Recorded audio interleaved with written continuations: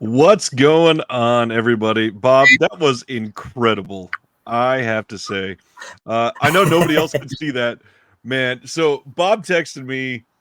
We got like maybe 20 minutes ago. He's like, "Hey, I'll be home about 25 minutes. Hope that's cool." Literally slid into his chair as we went live, seeing everybody on screen. That genuinely amazing. That was like crossing the finish line at the buzzer type. I heard the music going down and I knew that was it. So I had my 5 movies I had to grab and I got my water bottle. I may have to fill this in the middle, but I'm good. You know, it's ridiculous. I've been home. I don't have any of my movies on physical in hand to talk about tonight. Oh, okay. See, I was nervous about that. I was like, do I need to pull the movie? No, it's smart. I should have done it. Unfortunately, I don't think I have all 5 of mine. But anyways, either way, I'm glad you're here. Bob, welcome back. I'm very excited to be back. I always enjoy being on your channel. This is my 3rd time back for this in particular. Appreciate you having me back on, man. It's always fun. Always is. You're a great host, and I just appreciate you having me on. I love your chat. You will always be welcome. And yes, my chat is the best part of tonight. So I'm going to go through some of these. Our friend Nick, he's going to be watching the replay later. He's in bed, of course. Celeste is watching Wolves of the Throne Room tonight. That sounds freaking amazing. Mondo, he's saying my boys Bob and Ryan back at it. Mondo's working on some incredible art for the zine this month. Mondo's a good guy. Holland, what's up? What's up, Holland? Cam, Brendan Timmons, Johnny's here tonight. What's up, Johnny? What's going on? Wave, best YouTube stream of the week. Hey, Cam again. Paul Berryman, looking forward to this time of the week. Paul is in Australia, so it's Friday afternoon there. What's up, Paul? Ronnie, hey. Dustin, good evening. Ready for Ryan. Happy to see Bob back. Look at that. Hey, Dustin. Wilkie's Movies and Music. Hey. Corey's a good guy. Stan, yes, rest in peace, Anthony Hickox and Jeff Burr. This has been a tough week, especially Jeff Burr reached a lot of people. Directed some incredible films and made a lot of friends, did a lot of conventions, just made a lot of people happy. Everybody should go out watch some Jeff's movies tonight because, man, he did a lot. That's for sure. Well, what's up, Stan? I missed that guy because I haven't seen. Well, I haven't. It's been 6 months. So what's up, Stan? Missed you, buddy. I remember Stan very well from last time I was here. Terry, hello. John DeMars goes live with us. Hey, hello. Johnny says, "What's up, Corey? What's going on, Media Membrane?" Hey, Media. I just finished recording yesterday an interview that Media Membrane sort of inspired me to do, and I think people are going to love it the moment that drops. Nice. That's exciting. What's going on, DL? John Peters, Craig from Deaf Crocodile. Hello. Dave James, Magic Hands. Yeah, it is Thursday again, and it may not feel like Thursday because we got a lot less announcements this week. Is Deaf Crocodile, that's one of the boutique labels, the partner labels, right? Yep. Nice. Yeah, they are an OCN partner label, that's for sure. Wave and Mike, what's going on? Sardis is here. Hello, Sibner. What's up? Sibby.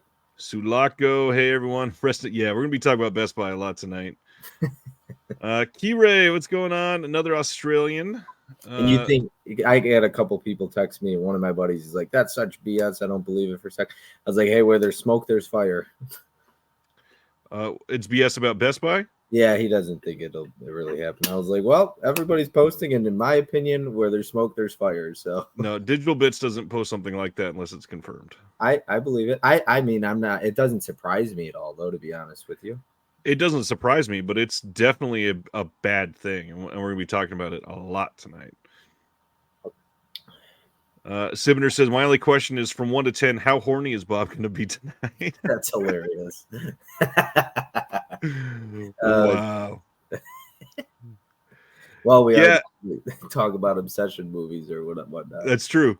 Craig says I'm gonna have to set up a 5 timers club like SNL. And funny enough, I've joked about this. I've thought about making little avatars for the people that have been on here many times. Oh, nice. Tony's here. What's going on? Already Friday the 13th in Sydney, Australia. Man, Film Addiction here. You got a lot of Bob's friends here with us tonight. Cody's a good guy. One of my favorites. Chris Silver. Hello. Brett Madison, going to be an awesome stream always. Watched Amityville 3 on Blue. Forgot how terrible it was. Meg Ryan's worst. Amityville 2 is where it's at for me. That's for sure. I did not know Meg Ryan was in the Amityville 3. Josephine says, "What's your thoughts on the writer's strike ending? Writer's strike ending, but the actors' strike still going." I was going to say, I thought the one was still going, right? Yeah, the SAG strike. Yeah, yeah. So I'm just happy to see them finally starting to work on deals, but we'll see what happens. Until the actors get that worked out, we're not going to see any movies being worked on much. I mean, the writers can start working and writing, but actors can't really work. Well, and a lot of the writers are also a part of SAG too, so a lot of them are still striking. Okay. Ash is here. Tom is here. What's going on, Tom? Let's see. I think that's most. Oh, there's Brian. Brian's here live. Project. Yeah, that is a friend of mine, Brian. He's in New York. That's an old media team that he did. Carrie Mulligan's here. Last weekend, everyone watched Exorcist 4 while the ultra-violent possession film When Evil Lurks was playing next door. I am dying to see When Evil Lurks. Definitely need to see it. I messaged you today about Carrie. Yep. And you got the poster right behind you. Oh, yeah. Yep. All right. Let's get into some interesting stuff. Any pickups you want to highlight, my friend? Not really necessarily. I mean, I ended up picking up, I'll just grab these three because they're closest to me. But I ended up picking up, I got Transformers Rise of the Beast because I'm basically collecting, I collect, anybody who doesn't know me, I'm a steelbook collector, and I essentially collect all of these damn things, steelbooks. Unless it's like Disney, there's a decent chance I won't. Scream 3. Scream's my favorite franchise. Nice. And beautiful. I actually like that steelbook because it brings me back to when I was when I saw this in theaters. It was one of the first slashers I remember seeing in theaters. Really cool experience seeing this with my dad. And I remember that, I think, teaser poster or something with the eye and everything like that. So I thought that was really cool. But I ended up double dip. I picked this up through Diabolic for $44.99 a couple months ago. And ended up getting this one as well because it's got a different back and a different inside artwork. So I had to get both because, different artwork. So knowing that you were going to be on the show, I said, I'm going to only talk about steelbooks tonight. So I decided at first to not get Evil Dead Rise. And then I went, well, yeah, I probably should. I got the Best Buy exclusive Natural Born Killers 4K. Right there. Yeah. And then I delayed it a week, but I finally got it back. Got it in. I got The Exorcist. Exclusive. So because it wasn't in stores, I didn't get it. I don't pre-order from Best Buy. I pre-ordered the Amazon one. Well, it's on Amazon. It's the collector's box with the art cards. I pre-ordered that. It's like $100 after tax, but yeah, it's pricey. And it's not even the nicest one, but I guess because the other one is the one with the Bible thing. Yes, the Bible. Thank you. So that was even cheaper. This one that Amazon's selling doesn't even have that, and it's more expensive. Interesting. Yeah. So I picked 3 steelbooks, and they all happen to be coincidentally, not actually, Best Buy exclusive steelbooks because we're going to be talking about Best Buy a lot tonight. It is overall a grim feeling, and I'm going to go into detail why I believe that is the case. But there are still lots of cool things to cover tonight. But first, the whole reason that we are diving into physical media is to watch films. What have you been watching lately? Well, I've been doing 31 Days of Halloween. I'm trying to keep up with it. If I'll probably end up getting to Society tonight, depending on what time we get out of here. Or not Society. Jesus Christ, I said Society. I've never seen Species. That's tonight's watch. That's right. So I was going to watch Species. I just recently watched Carrie. I watched Pet Sematary and Candyman for the first time, the original. Let's get into some detail, Bob. Come on. Candyman was a little slow for me. I didn't grow up with it, okay? Pet Sematary. I hated the remake. I watched the remake before I saw the original. What else have I watched recently? Fender Bender was another one. It's all right. I watched Haunt. It's mostly all horror movies. I watched a movie called Roadkill. My buddy sent me this. I came home to a package in the mail, and I was like, "Did you send me this?" He's like, "Yeah." I was like, "Well, you didn't put your name on it." I texted him. I was like, "This movie was dog shit, bro. I hated it." I was like, "Sorry, didn't work for me." but it's a like a yeah, he likes it. So I've been doing the Unsung Horrors Horror Gives Back, where every horror movie that you watch in the month of October, you donate at least $1 to the charity that they are giving to, which is one of the animal organizations that I've got linked on the channel. But the best thing this month has been discovering new stuff that I'd never seen before. My list was really eclectic, and man, I've watched some great stuff. One of my films that I watched is actually on the list tonight, so I'm not going to bring that one up yet.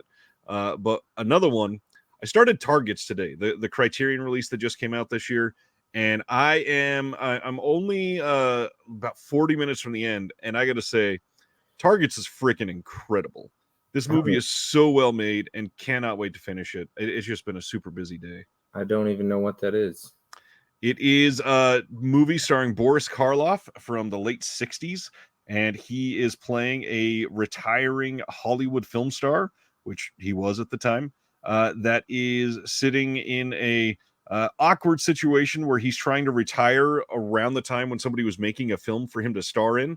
And there's another story happening at the same time where someone is in a very their brain is broken type of situation, and they happen to own a lot of guns, and stuff is about to go down. It's really harrowing, really well made, super well acted, and yeah, I don't want to say too much more about it, but it is incredible. Nice. I got a question for you. Your chat, Stan and Sibby, have an inside joke, it seems, going on about roadkill. Can you please fill me in? Sibner's comment right underneath it. I'm confused. It's not an inside joke. It's the fact that on my channel, I say every single movie has been someone's favorite film. Oh, okay. And Sibner's just saying that person could be a terrible person if they love that movie. Oh, okay. That's it. Yeah, nothing against you or anything. Uh, And I love this. I've been I was on a podcast earlier this month talking about all of Don Bluth's films. He's the guy that directed Land Before Time and Fievel, An American Tale, and got so many other just great movies. And Dustin has been watching all of them, and I love reading all of your recaps, Dustin. nice. I also watched Poison for the Fairies this month, and that was incredible. It's a Mexican film that came out through Vinegar Syndrome. It's incredible. And yeah, there's been some other really good ones. There's been a couple stinkers. I will say I finally watched 29 Needles that came out through Unearthed Films and did not even like a single second of it. Nothing at all. I did also watch, and I told you today, I enjoyed the first 20 minutes. Man, Toolbox Murders wasn't for me. I honestly get that. I wanted to like it. I liked the first 15, 20 minutes. I enjoyed the slasher elements. I just don't, it just dropped off and became something that I was like, what the fuck am I watching? I don't, no hard feelings. Spilled the tea and dropped the rants tonight. Which version? Of the original. Yeah. Oh, yeah. I didn't watch the remake. There is a remake, right? Yeah. No, I watched the original. Yeah. It was the 4K from Blue Underground. Is that the one you watched? Yeah. I ended up finally getting the slip cover for Zombie from Blue Underground, by the way. Nice. I got that back when I made a trip to St. Louis. I got it it was $50, and I was like, you know what? This is technically a steal because it goes for I saw a bid go for $108, so I snatched it right away. Grab that. For a slip cover. Yeah. You wouldn't do it, huh? Not at all. Gosh, no. I mean, it's $50, but the movie itself is probably what, 30, 35? I mean, yeah. So not too bad. So I didn't pay that much more for the slip. Yeah, but if you would have bought it on release day, it would have only been $34 all in. 30, yeah, sure. Okay, all right. $15. I need the slip. So we talked about this today. That's true. Let's see. Sibner, quick sore subject question. Is Dark Force just not good because of the owner, or are their transfers dog shit as well? Not only are their transfers akin to Code Red transfers for the most part, but they are just lazy on their releases. So there's one, I'm not going to remember the exact title it was, but I think it was 2019. They put out a movie and it had about 30 seconds of random Italian dialogue in the middle of an English language film, and they didn't bother to put the subtitles over the Italian when they were supposed to, and it was a mistake because it was on the previous release, so it was definitely supposed to be subtitled. And they said, "Oh yeah, oops," basically, it doesn't matter, and said that they weren't going to fix everything. So that's the sort of thing that they've I done. don't get creeped out easily. That dude they get Banana Guy or whatever. Oh man. Oh, he's dead, right? No, not Bob. Not Bill. Not Bill. He's Banana Man. Yeah, but he's dressed up. The other guy, it has nothing to do with the long hair that runs. Oh, I'm not sure. I feel like he's dressed up as the Banana Guy too, as well at times. I haven't watched anything from. They were cousins, right? Oh, I don't think they were related at all. I thought that Dark Force owner or whatever CEO was related in some way to, because Scorpion and Code Red, they were brothers, right? Yes. Yeah. Bill and I'm not sure the other guy's name from Scorpion. Walt was his name. Bill Olsen and Walt Olsen. I really like Scorpion. We're not going to see any more Scorpion or Code Red titles ever again, are we? From what I hear, there are some that were still acquired, and they might still come out under those names under the Kino distribution with those logos on it still. Nice. But then after that, probably not. Yeah, I was a big fan of Scorpion, man. You know that. Yeah, Scorpion did really great work. It's a sad story, basically. He died like less than 6 months after his brother. Yeah, they were both going through a lot of health issues, and not. They were both pretty old too. Jeez. And the Code Red side, like, not to disparage his name after death or anything like that, but there's a lot of stuff that he put out that he knew he didn't have the rights to release, but he assumed that nobody would argue it. Nobody would come up and say, I have the rights, because he thought the rights were just too complicated. I heard things about Bill over Code Red. Yeah, there's a lot there. Yeah. Right. I do have a couple of his movies. Porno Holocaust, Orgy of the Living Dead. Got a couple of those. I recognize some similarities in between those two titles there, Bob. I have this stuff as well in the collection, but those are two highlights. What's going on? That's my mom. Hi, Mom. Oh, wow. I'm sorry, Angel. Oh, no. Please. I've showed her worse films than you saying porno and orgy. Believe me. I have, I think I'm at like 20 Code Red left, and that's it, because most of the stuff are being upgraded. Is that the Anthony that I know? Yes. Okay, nice. What's up, Anthony? I sent Anthony an email. Just a heads up. Craig says, easiest way to find out who owns the rights to something, put it out without asking. They'll find you really fast. All right. Are we ready for some announcements, my friend? Yeah, you said there's not a whole lot. No, we got less than 30 to cover tonight. Okay. And we're starting with an odd one. Sony Pictures Classics is releasing The Miracle Club on Blu-ray on November 7th. This is an awful cover for this, but it looks like a film that's from the late 90s for some reason, coming out with a 2023 poster done in the most bland way. Laura Linney, Kathy Bates, Maggie Smith, all starring in this brand new 2023 film. This is coming with no special features, it looks like. Yeah. Sibby thinks Kathy Bates is hot. Kathy Bates wasn't always awful. I get that. I think he means now. Okay, that's cool. Cool. What makes something a Sony Pictures Classics? I mean, I know they don't do slips or anything like that with those Sony Picture Classics. It is a very specific line. They give it to their more like prestige type of titles. I got one called Smashed. It's a film about addiction, and it's on there. Very under the radar movie. It is essentially their version of like the Criterion type of titles. Nice. Brandon, hello everyone. Carrie says The Miracle Club was so mind-numbing. That makes sense. When Maggie Smith gets that Vin Diesel floating head status, yeah, that's a win. Yeah, decent cast, but no thanks here. Let's go to the next one. This one genuinely looks like it's supposed to be pretty good, and I've heard a lot of really good reviews. Bring It On! Cheer or Die is coming out next Tuesday, and I love that we can see Bob on here commenting, great, now I can finally have them all. Yes. Bring It On! Cheer or Die coming on Blu-ray. Did I not message you that day? I sent you a voice message. Yep. I was like, I literally have them all, except I'm missing a slipcover for one of them, so I got to find the slip. But I literally will collect. They're all on Blu-ray now. This was the only one not on Blu-ray. So supposedly this is pretty good. My question though is if they're going to release this, I wish somebody would put out My Super Psycho Sweet 16 and all of the sequels on Blu-ray. We desperately need all of them. For those that have never seen it, it is worth it. Nearly impossible to find. I think they came out on DVD, but you can only find those on eBay like a couple times a year. It's crazy.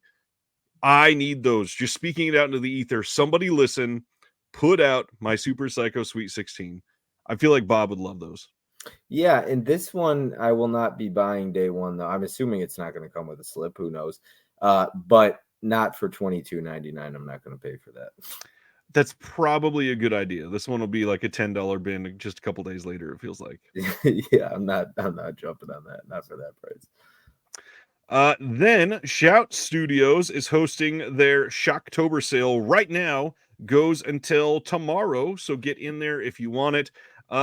Honestly, not a ton of great prices. They have some stuff that is decently priced. I know that there were like the Happy Death Day bundle with the pins was for sale for a surprisingly good price. But other than that, nothing that made me go, dang, everybody needs to buy these at this price. Because for the most part, a lot of the Shout stuff you can get at these sale prices that they're offering it the rest of the year at other places. So I spent, are you ready for this? Go for it. $540 on the Kino sale. What? I spent like 180 or 170 on the Arrow sale, and then I spent like $350 or 400 on that Scream Factory sale. Did you just like get hit by a mail truck last week or something? And no, I just the settlement just came in. No, anytime I miss out these sales, they get me. Slip covers, right? People were like, "Why'd you buy that many movies from Kino Lorber?" I was like, "Cardboard, man, cardboard."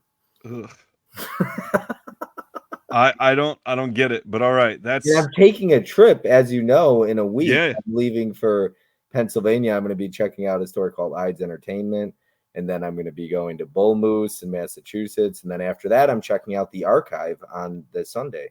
Ooh, so you needed all that money, and now so you don't have any of it. Yeah, I've been putting aside. I've been working my ass off. That's why I've been working like a madman.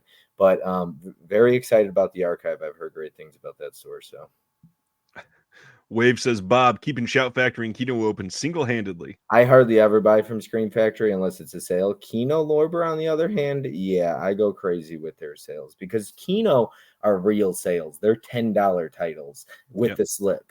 Like, and then $5 for like all their Scorpion titles are usually like $5, $6, $7. So I think if somebody was doing a drinking game tonight of how many times Bob says the word slip, we're gonna have to send somebody to the hospital. The one in Connecticut, yes, to be. Yes, Bull Moose in Keene, New Hampshire is the best one. So I'm going to the one in Salem, New Hampshire. And yes, I will be going. Tim said I forgot to mention. Yes, Tim has a couple slip covers that I need, so I'm going over there to grab some slip covers. Nice. That's not the only reason why, though. Let me be clear before Tim gets mad. But yes, that's the only reason you're on the list. It is very exciting because Tim is one of many people that will be meeting at Bull Moose on that Saturday. We're getting like a group of 20 people from YouTube, and we're all going to be hanging out at Bull Moose. And then I got an Airbnb booked with Tim and 8 others, Dave Durant, a bunch of others. So it's going to be a good time. Looking forward to it. The Archive is spectacular. My mom says she's grabbing the vodka now. You're going to kill my mother. I'm sorry. Oh, love it. So that's a Shocktober sale. Get in there now if you want, because it is over tomorrow. The next Shocktober, because everybody has to use that title, Arrow Video is running their Shocktober sale, and that is running all the way up till November 1st. So wait until your next paycheck hits because you spent $540 on Kino, and then Wait, maybe you can this shop. sale's running until November 1st? Yeah. I mean, I thought it was ending the 13th, so that's why I pulled the trigger. I would have waited until after the damn trip. What the fuck? I wish I would have known. That pisses me off. But there is some more stuff that I didn't pull the trigger on that I might get now. That arrow into the video store pisses me off though, because it seemed like it was gone for good. And It's just the standard edition. It's not the limited edition. oh, that's just the standard edition? Yeah. So what is like the box? It's not going to have the art cards and the bonus little rental card that came with it and the posters and all that stuff. Okay. It'll have a similar box and the movies, but it's still just a standard. Okay. Gotcha. So you still get the box though. We don't know what it's necessarily, if it's going to be the exact same box, because it might be thinner cardboard. That's normally what they do for the standards. Okay, gotcha. Yeah, because I paid $100 on Grindhouse Video once it went out of print. Ouch. Yeah, I didn't missed out on it, and then I paid $180 for the opened Bruce Lee set that's smashed. I'm not happy with Arrow Video right now. I already expressed my displeasure for that. Let's go to Synapse then, because I know you love them. Yes. January 16th on 4K, they are releasing Blood Feast, but not that one. They're releasing Blood Feast from 2016, and I have not heard great things about this movie. I believe this is a remake of sorts of the original, and this is going to be the original uncut version of the film, available for the first time in the U.S. It's going to have a promo teaser and a trailer making of, music video, some premiere scare cam footage, but that's it. 4K from Synapse for Blood Feast. I will pick it up because I buy basically every 4K from a boutique label at this point, but especially Synapse films. So I'll pick it up. I'll blind buy it. I'll check it out. Could be terrible, whatever. So ZPAM, talking about the video store set, says it's smaller cases for the movies, no outer slip, like one side of the box is just open to see the movies. So yeah, that's very different. Yeah, I was basically though with the picture, I was like really upset at first. I was like, "Are you kidding me? I paid $100 for that." So I don't feel so bad now because I told Tim too, because him and I both paid out of print prices for it. So well, and the big thing is it's listed as a pre-order, so we knew it wasn't going to be the same exact thing. Okay. Yeah, I don't feel so bad now. That's good. And then the Bruce Lee set, though, it's still in stock, isn't it? No. God, no. That's gone for good now? Oh, yeah, for a long time now. The red one? Yeah. Oh, all right. Well, I guess my smashed up one is going to have to do. All right.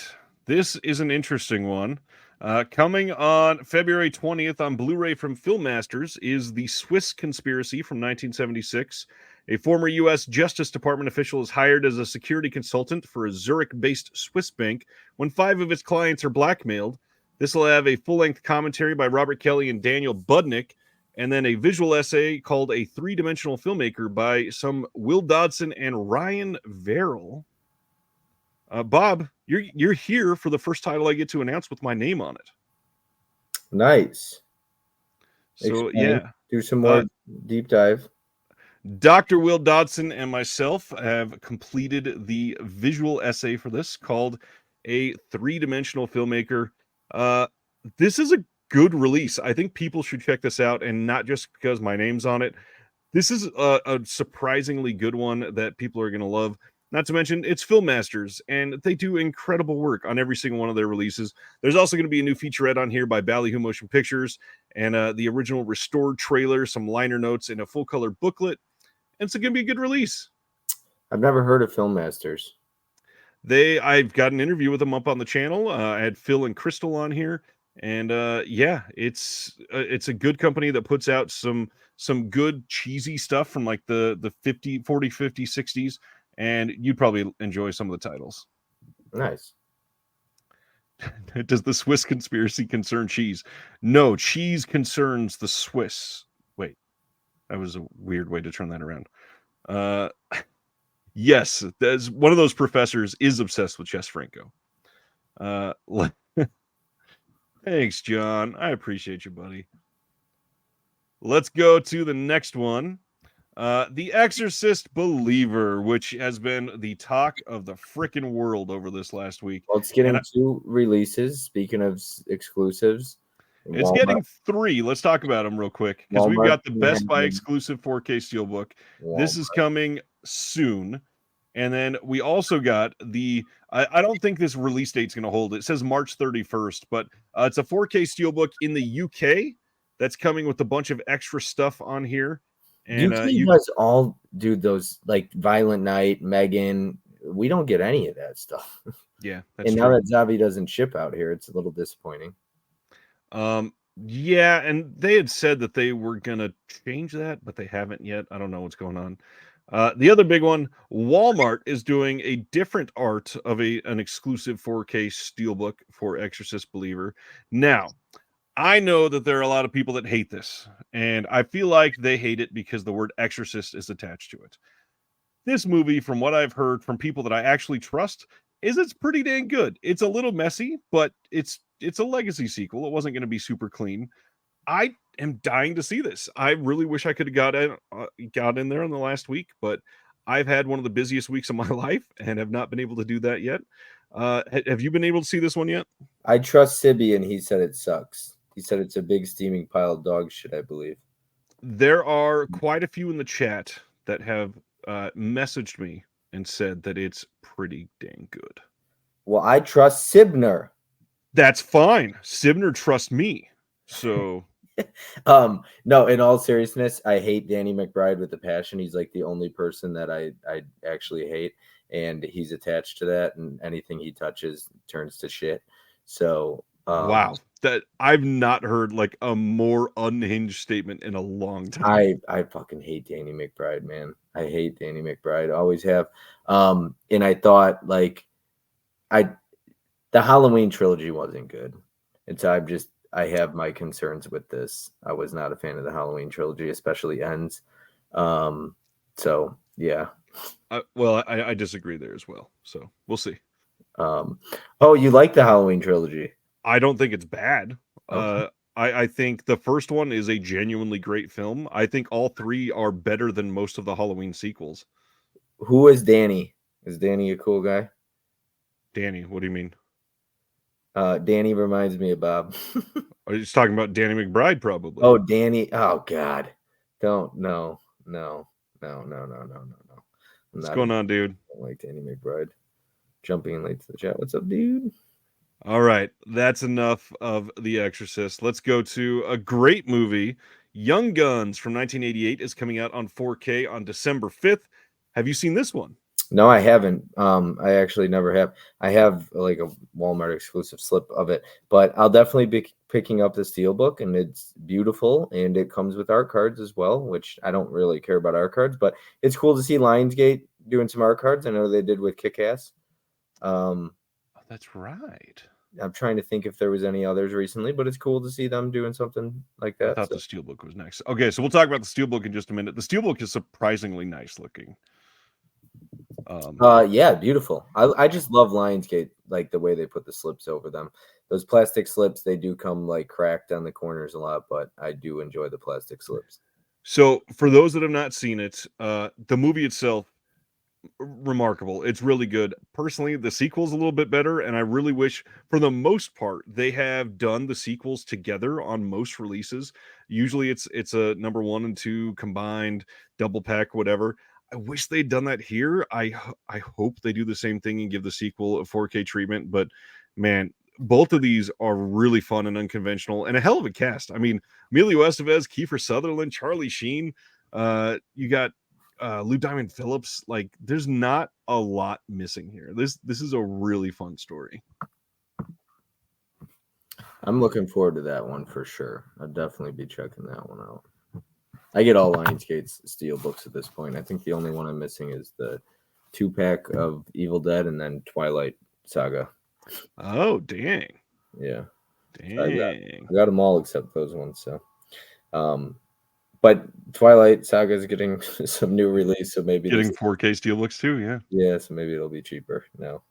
Well, let's discuss some classics getting some sort of underwhelming releases. December 5th, Sandpiper Pictures. Oh man, every time I talk about these guys, we are getting Break In and Break Into Electric Boogaloo.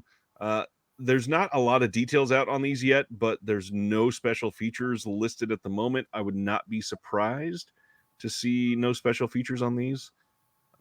These are classics that so many people love. Have you seen either of the Break-In films? No.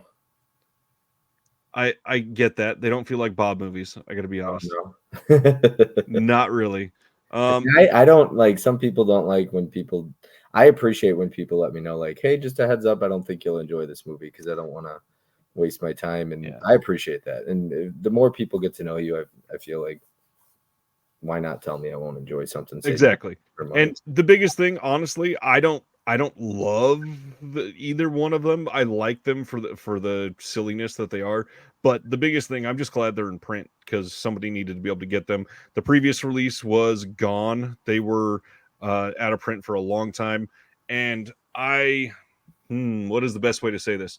I don't have a ton of details, but if the stuff that I'm hearing about Sandpiper is true, they have a lot of stuff coming that some people are going to be unhappy with, and it's going to mean a lot of bare bones releases of titles that deserve much better releases. So hopefully they start doing something different, because I would love to see them do some amazing work. But if they're just going to kind of shit out releases, that's going to be what we have to deal with. Your mom says she went to school with Turbo. Yeah, my mom supposedly went to school with Turbo and got to watch him break dance at lunch every day. But were they out of print titles originally? I'm not sure what that means. I mean, at some point they were in print. That's what I'm asking. Because it's better. Oh yeah, I'm not saying it's not. Of course it's better than nothing. It's it's better than them not being in print, but you know what I mean. Yes,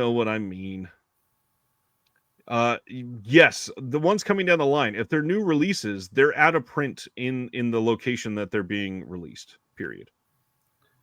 And it is a canon movie. Yeah, so a bunch of people are going to want it just for their canon collection if they don't have the old release. Anyways, Sandpiper also releasing Thunder Road from 1958 with Robert Mitchum. This is another one that's been out of print for a long time, getting another release. And then the wildest one, somehow Sandpiper is releasing Blackula, also coming on December 5th. This is another one out of print from Scream Factory. It doesn't have the sequel with it. It's just Blackula. And here we are. Did the Scream Factory release have the sequel with it? It sure did. Hmm. It sure did. And why would Sandpiper release Blackula 2 by itself? I figured those looked like Twilight. I saw Sibner's comment. Those look like Twilight time releases. Yeah. A lot of them were Twilight time, and most of the Twilight time stuff was bare bones. You're right, Sibner. And by the way, before anybody corrects me, I know the sequel to Blackula is not called Blackula 2. It just sounded hilarious to me. Dead Sea Life says, I wish I went to high school with Blackula. Oh, man, that's hilarious.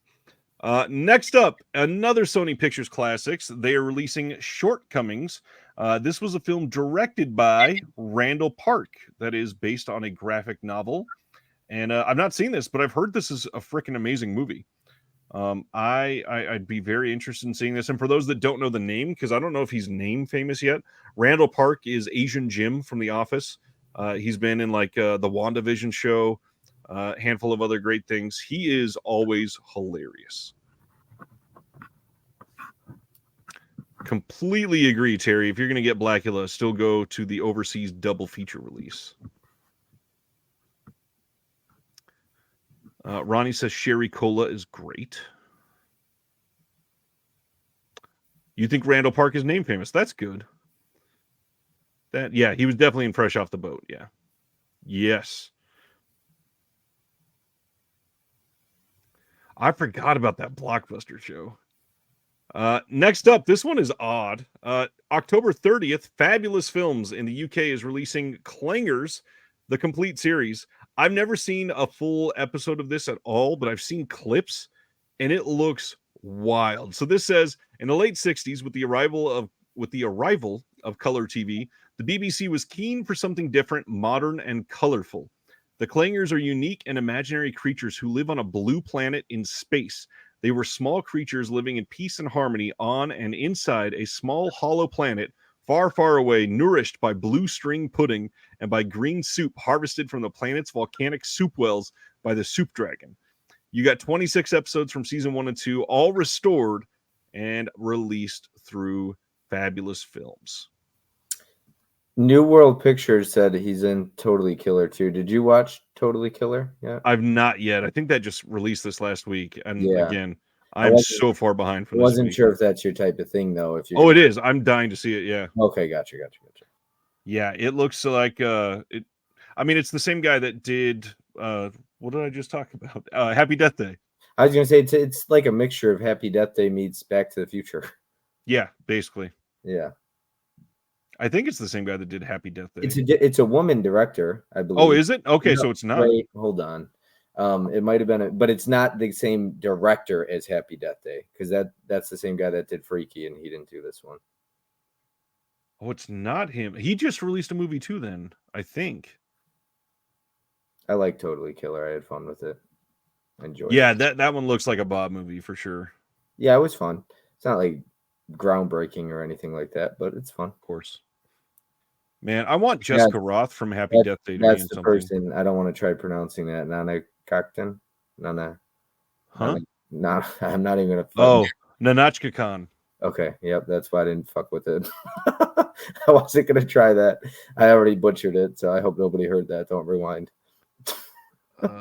So Christopher Landon, he directed Freaky, Happy Death Day. I think We Have a Ghost is the one that's either just came out or about to come out. Okay.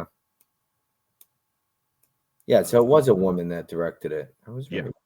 Yeah, that was my mistake. I was getting it mixed up. Yeah, Jessica Roth is amazing for sure.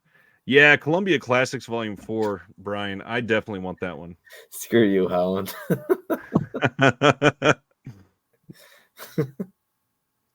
All right, let's go to the next one. We're getting close to the end already, Bob. Isn't that wild? Yeah. November 7th, Decal is releasing It Lives Inside on a BDR, not getting a pressed Blu-ray at all. This one actually looks like one that you would have seen. Did you see this one? No, but so I've never been able to completely. Can you give me like the rundown of what exactly a BDR is? It is literally a burned Blu-ray. So when you get I'll just say it, a bootleg from like a sale site that I don't want to say their name, but if you go and look at some of the bigger Blu-ray bootleg sites, they will literally burn the disc for you and send you the disc. And that is literally what this company is going to do. They're going to burn you a disc and put it in a case that can't use the Blu-ray logo because they are not pressing it. What is with so this is something I've definitely always been curious about. So you know how Cocaine Bear didn't get a slipcover on their 4K, and people keep saying that it's these like Black Phone was another one. They're calling them. They're not what it. They're saying that these upgrades of certain 4Ks, especially it seems like from Universal, they're calling them something, and they don't get slipcovers with them. Like if it's a certain 4K, whatever.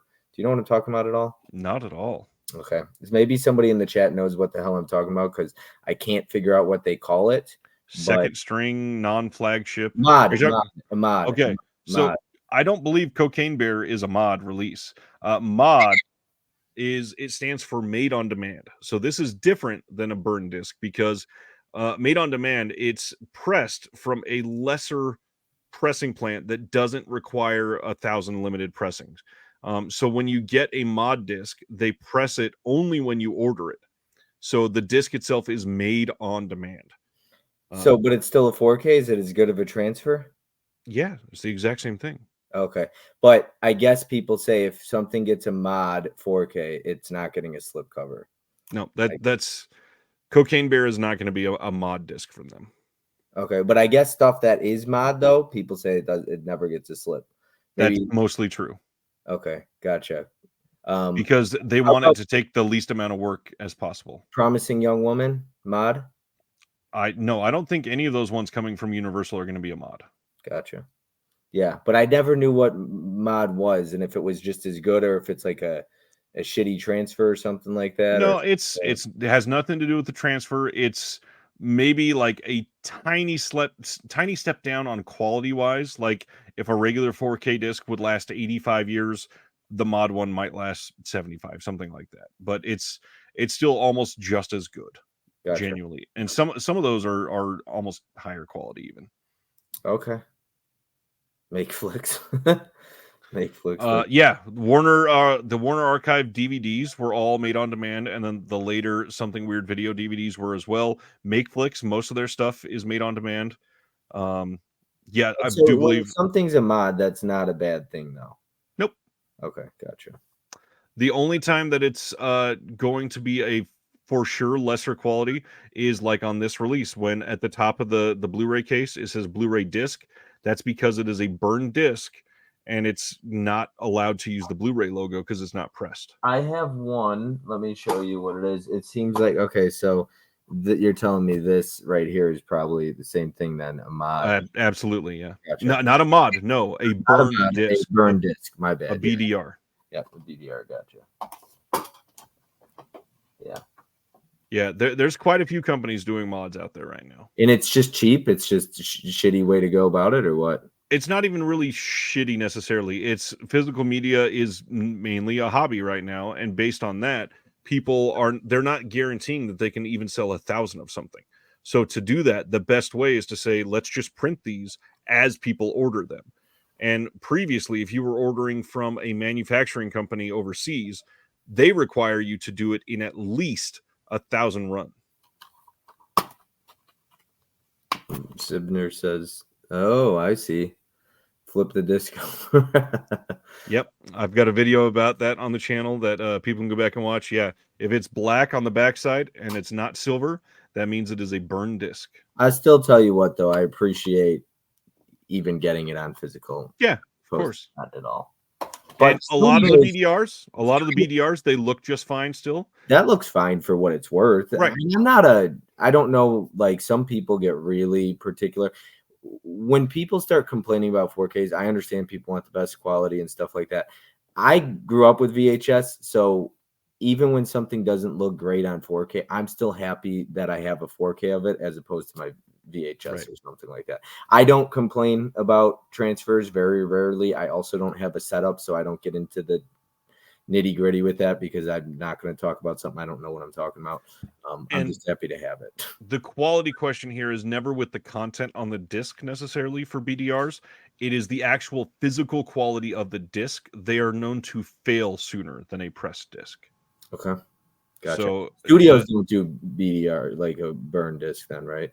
Not the studios that you're thinking of. Universal, Sony, none of those are going to do BDRs, no. Gotcha.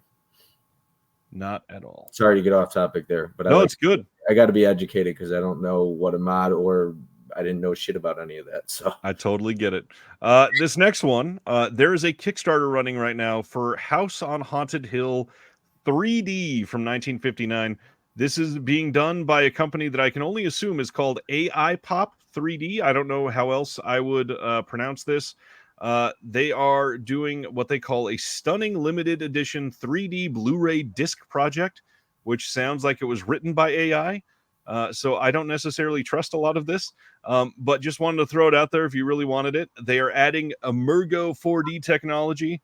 The Kickstarter has already reached its goal, so you will get it, but there are stretch goals and all that. Very, very curious about what's happening here. This is a Vincent Price film that a lot of people know and love, and this film was only in, I believe, the Vincent Price box set number 2 from Scream Factory, which is now long out of print. So this is going to be released coming as part of this Kickstarter, and it's going to bring what they're calling a new dimension of horror that William Castle would be proud of. Is it only on 3D then? No, double disc Blu-ray set of an absolute classic that is going to have 2D Blu-ray system capability, 3D modern Blu-ray, and also the red and blue anaglyph 3D. So all three ways that you'd want to watch this film, you can do with these discs. I don't like 3D. Interesting. I think a lot of people are in your boat. Yeah, I don't want to wear glasses. I don't. No, thank you. I don't hate it. Some look better than others, but yeah, I've had some cool experiences with 3D. Sibner says maybe it's supposed to sound like iPop, like 3D, like AI pop. I thought the same thing, and then I thought of AIP, the production studio. So I'm trying to figure out. I don't know if it's AI pop, iPop, AIP op, AIP op. Yeah, lots going on there. Dude says, is anyone still making 3D players? Yes, but nobody's making 3D TVs in the US anymore. They are still being made in the UK, I believe. Brian says, watching the stream on my 3D TV. Love it. What about VR, Bob? How are you with VR? I've never watched 3D porn or done. I've never tried VR at all. It's pretty damn fun. We've got a couple games that I've played, and man, it's so weird interacting like that. Paul says, I've got a handful of 3D Blues and the tech to watch them. I just never do. And I think that's the case for a lot of people that still have them. But then there's a lot of people that really love it, and they're watching 3D all the damn time. I don't think many companies still do 3D capability on their TVs, right? No one in the US does 3D TVs anymore. Gotcha. Yeah. I think mine's 3D capable. I don't even know anymore. I don't really care because I'm not going to use it. Right. My 3D TV died, unfortunately. I wish I still had one. Here it is. So this is the Young Guns 4K Steelbook that you can pre-order now. And the cool thing... That's your slip, right? The Wanted poster is a slip, and you've got these playing cards on the inside. The Wanted poster is such a cool idea to do, and it looks like a great release. I really, really think I'm going to have to get this one. This is a great movie. And the Blu-ray of Young Guns was notoriously bad. That was the other thing I was going to say earlier. It was known for having a god-awful transfer. The same with Young Guns 2, which is another reason why I want that one. Somebody said they want to see Young Guns 3 get a Blu-ray release. I don't even know if I knew there was a Young Guns 3. I swore, I think earlier I said somebody said something about Young Guns 3. I swore I saw it earlier in the chat. I was like, I didn't know that existed. I didn't even know. Is there? No. There's no Young Guns 3. No, maybe they were saying they want it greenlit to make it. Oh, maybe they want a Young Guns 3 made. Okay, gotcha. I don't know. I saw something about Young Guns. Maybe it was Young Guns in 3D. I don't know, but I saw something about Young Guns 3. Tombstone, that's a big one. I didn't even know there was a Young Guns 2. Tombstone's amazing. Kino is releasing the House of the Long Shadows on December 12th. This is going to be an interesting release because this is the same transfer as their 2015 Blu-ray that they did, but it's encoded at a higher bit rate, and now it's on a dual-layered BD50 disc, meaning it's got more room to breathe on the disc, so it should look better because the previous one was on a BD25. The bigger deal to me is they added English subtitles to this release. Everything else is fine. Everything's the same. On top of that, though, there is a slipcover on this, so now Bob is going to have to buy it. Yeah, it's got cool artwork and a cool slipcover, so I'll buy it for $9.99 during a sale.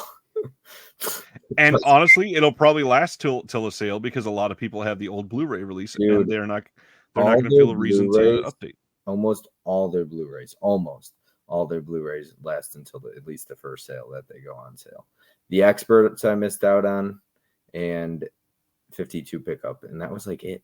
That's it, just with the slip. And there's like 50 others that I got, so not bad percentage. I need that cardboard, Ryan. Sibner is asking, do you think it's going to be Kino's new thing going forward, doing all these coming soon announcements and then dropping them all plus other titles at the end of the year? No, because there's still a ton of titles that they've announced that are still not being dropped that'll be dropped in the next 6 months. There's still tons of stuff that we're waiting on that they've announced already, I promise. They've done this for years. They've announced things as coming soon, and then just started working on them. And sometimes they take a couple of years and then they'll release it. So I've yeah, got. I don't.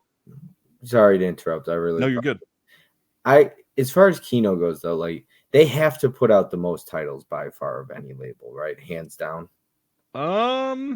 Yeah, probably. How do they get the rights or put out as much as they do? I mean, they're putting out a ridiculous amount of titles. I mean, how many over the course of 2023 will they have put out? I mean, it's insane. They buy in bundles a lot. They'll buy like a studio package where it's got literally like 100 titles, and But they they will. work on that. They must be working on these pretty quick constantly because they are chugging stuff out almost every week. They got something coming out. No, not almost. Literally every week they have stuff coming out. Yeah, it's ridiculous. It's crazy. I mean, I don't think many people are complaining, but yeah. No, but also the big thing is people need to realize Kino is not doing most of they're not doing restorations on most of what they release. A lot of it, they're just acquiring titles. So the studio's already done the restoration. They get the file, basically, the digital file. They get that ready for a disc, and then they hire somebody to do an extra for it, usually a commentary, and that's it. And they author the disc and they send it to press. Yeah. Yeah, it's crazy. But I know that the one guy I did an interview with, I'm not even going to mention his name, but he talked about how he started putting slipcovers on pre-orders and his sales went up on pre-orders drastically. And you see that. I mean, so many people cancel Scream Factory 4Ks that aren't collector's editions because they don't care because it doesn't have a slip. Yep. Which is ridiculous because people are not buying them to watch the movies. Yeah, you're not. Yeah, the slipcover is not what you're watching. But at the end of the day, if you are a big slipcover guy and something doesn't have a slip, you don't need it right away because it's not like it's going to go out of print anytime soon necessarily. Especially the Scream Factory, Freaky, Happy Death Day, and all those. They're still in print. Yes, if they're brand new for sure. Next up, this was a big one this week. December 12th, Neon is releasing Old Boy on 4K. This is coming as a 2-disc limited edition masterpiece, of course, because this movie is incredible. Have you seen Old Boy? No. Who is this label putting this out, though? I've heard a lot about Old Neon. Boy. They are basically like an A24 competitor. Oh, okay. It's they're not American, though? No, it's American. Oh, it is American. It is American. So you could get this in America. This is coming from America. Yes. Nice. I think I said that 3 times. Yes. This is an incredible movie, and everyone should watch this and be prepared to be blown away. It's going to have a 68-page case-bound book, 3 new essays by Stephanie Zatrick, David Sims, and Phoebe Chen, 6 gift-wrapped collector cards, and then the discs themselves are going to have the first one's a 4K. It's going to have the original Korean soundtrack with English subtitles, music and effects track, and audio commentary with the director Park Chan-wook, audio commentary with Park Chan-wook and a cinematographer, audio commentary with Park Chan-wook and a bunch of the actors. And then disc 2 is going to have the 2016 feature-length documentary called Old Days. And that is going to be with Park Chan-wook and the autobiography of Old Boy, video diary of the making of Old Boy. There's so much stuff coming on the second disc. Is this going to cost? If you go to their site, it's $50. The Amazon pre-order right now is $75. Yeah, well, they all go down. Yeah, I'm sure that'll go down. At Bull Moose, it's like $45 right now. What are do those art cards fit inside the release, or are they not going to fit? It looks like it based on this picture here in the back. Okay, gotcha. But not entirely sure. I mean, because I don't like. I've gotten stuff from Umbrella, and anytime I get art cards that don't fit inside the release, I'm like, what the fuck do I do with these? You hang them. I'm curious what. Yeah, like in a frame or something like that. Again, my big thing is I want a photo album book to keep all of my lobby cards and stuff in. Oh, that's a pretty cool idea. I like that idea.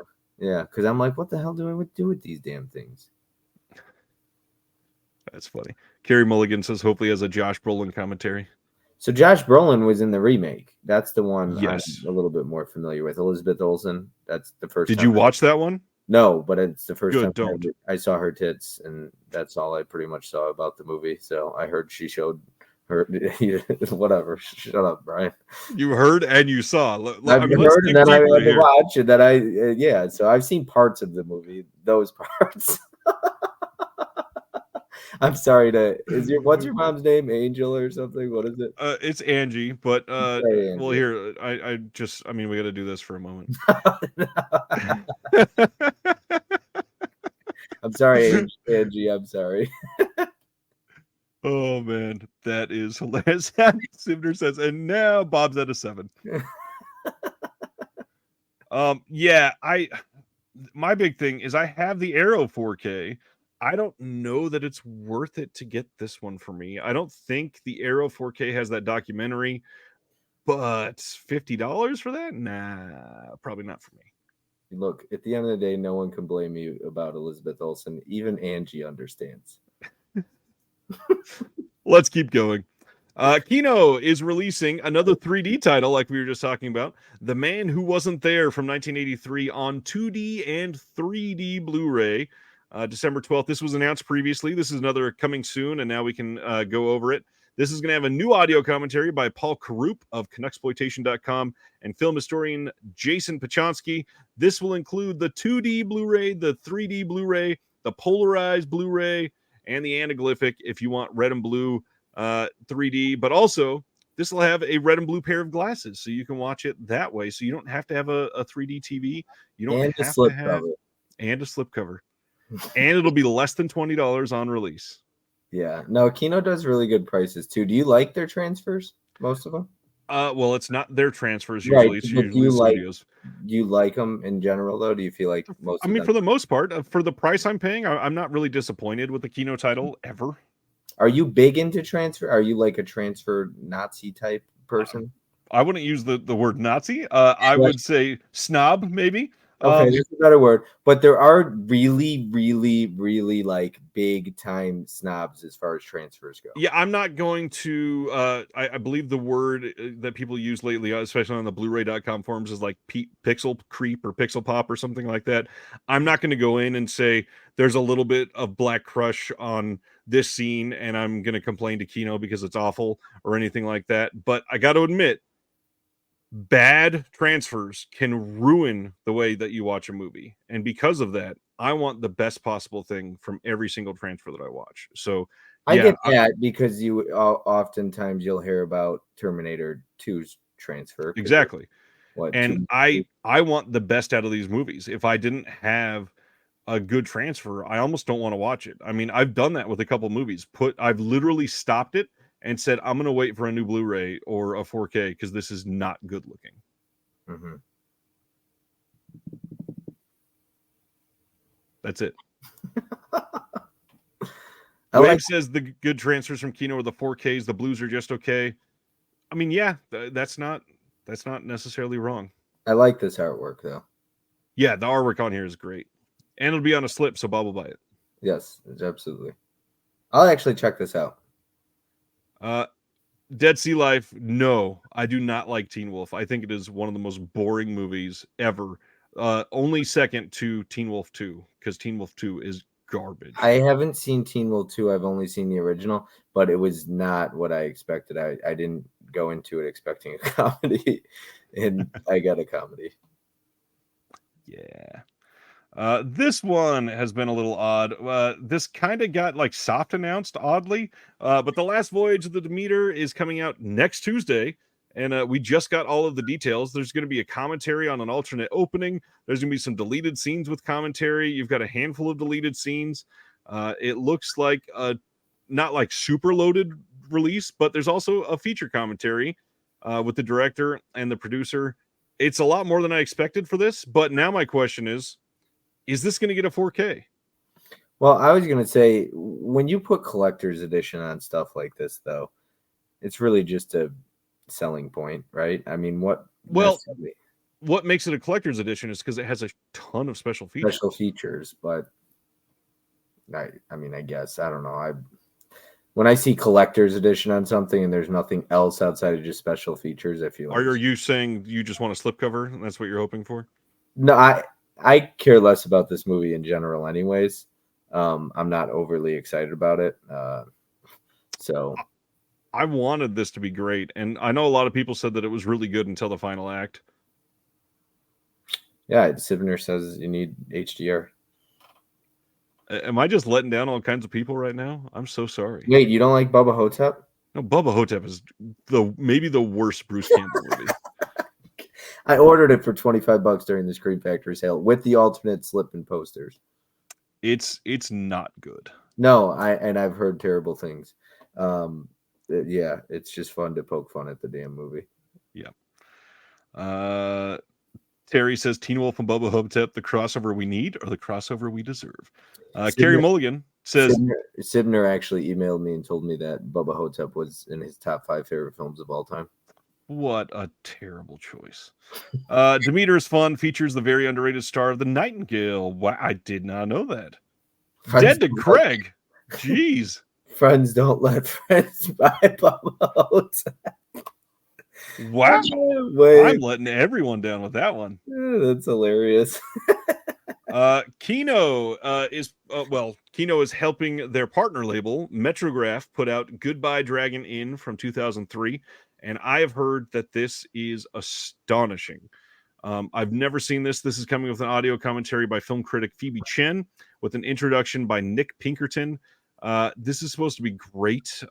This very much feels like something that a handful of people would enjoy seeing, that I know exactly. Oh, come on, Ryan. My Name is Bruce is so much more fun than Bubba Hotep. I think your mom's drunk or getting there with all the mention of slip covers. Oh, yeah, definitely. Oh, man, this is hilarious. Not my top 5, Bob, but I do love it. Oh, gosh. That's funny, though. It does seem like Bubba Hotep, if there's ever been a movie that seems like it's either love it or hate it, there's no in between. It's that movie. Yeah. I've never heard anyone say, yeah, I thought it was okay.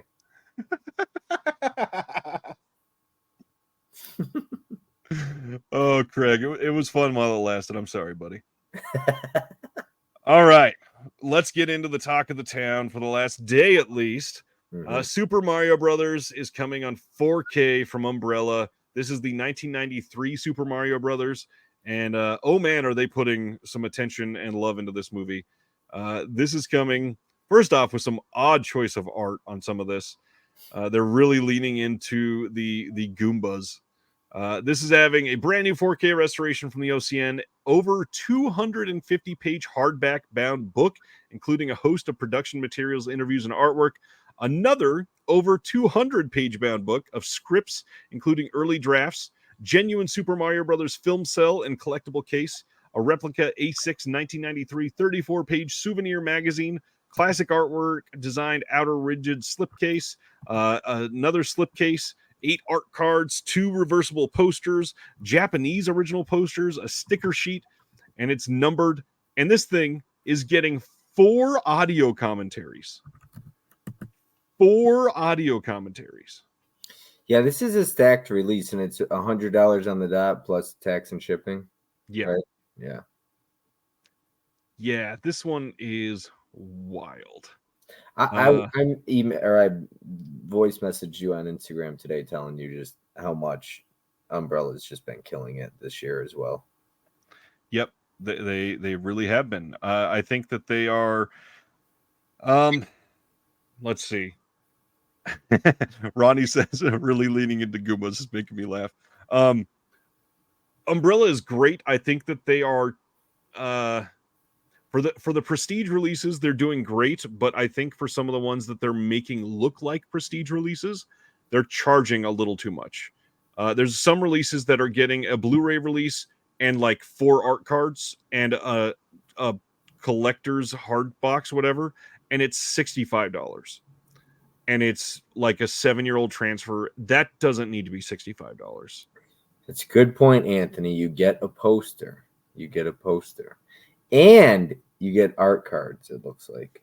Yes. Lots of art cards, lots of posters. And Scream Factory would tell you that a poster and art cards are worth $100. Not this month, they didn't. Yeah, this is a wild release. Again, I have no idea why they got 4 new commentaries. It's crazy. It's a good looking release. I'm sure a lot of people are happy.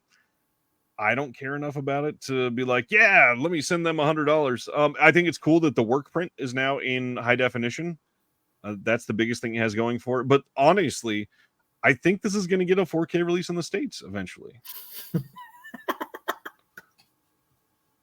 All right, he's seriously one of my favorite people to watch in the chat. Him and Holland should create their own show. But yeah, that's hilarious, and it's also accurate. It's true. For those listening on the podcast, Siviner says this shit would cost $700 if it came from Scream Factory, and it absolutely would. 2 books that are more than 2. Well, let's be honest.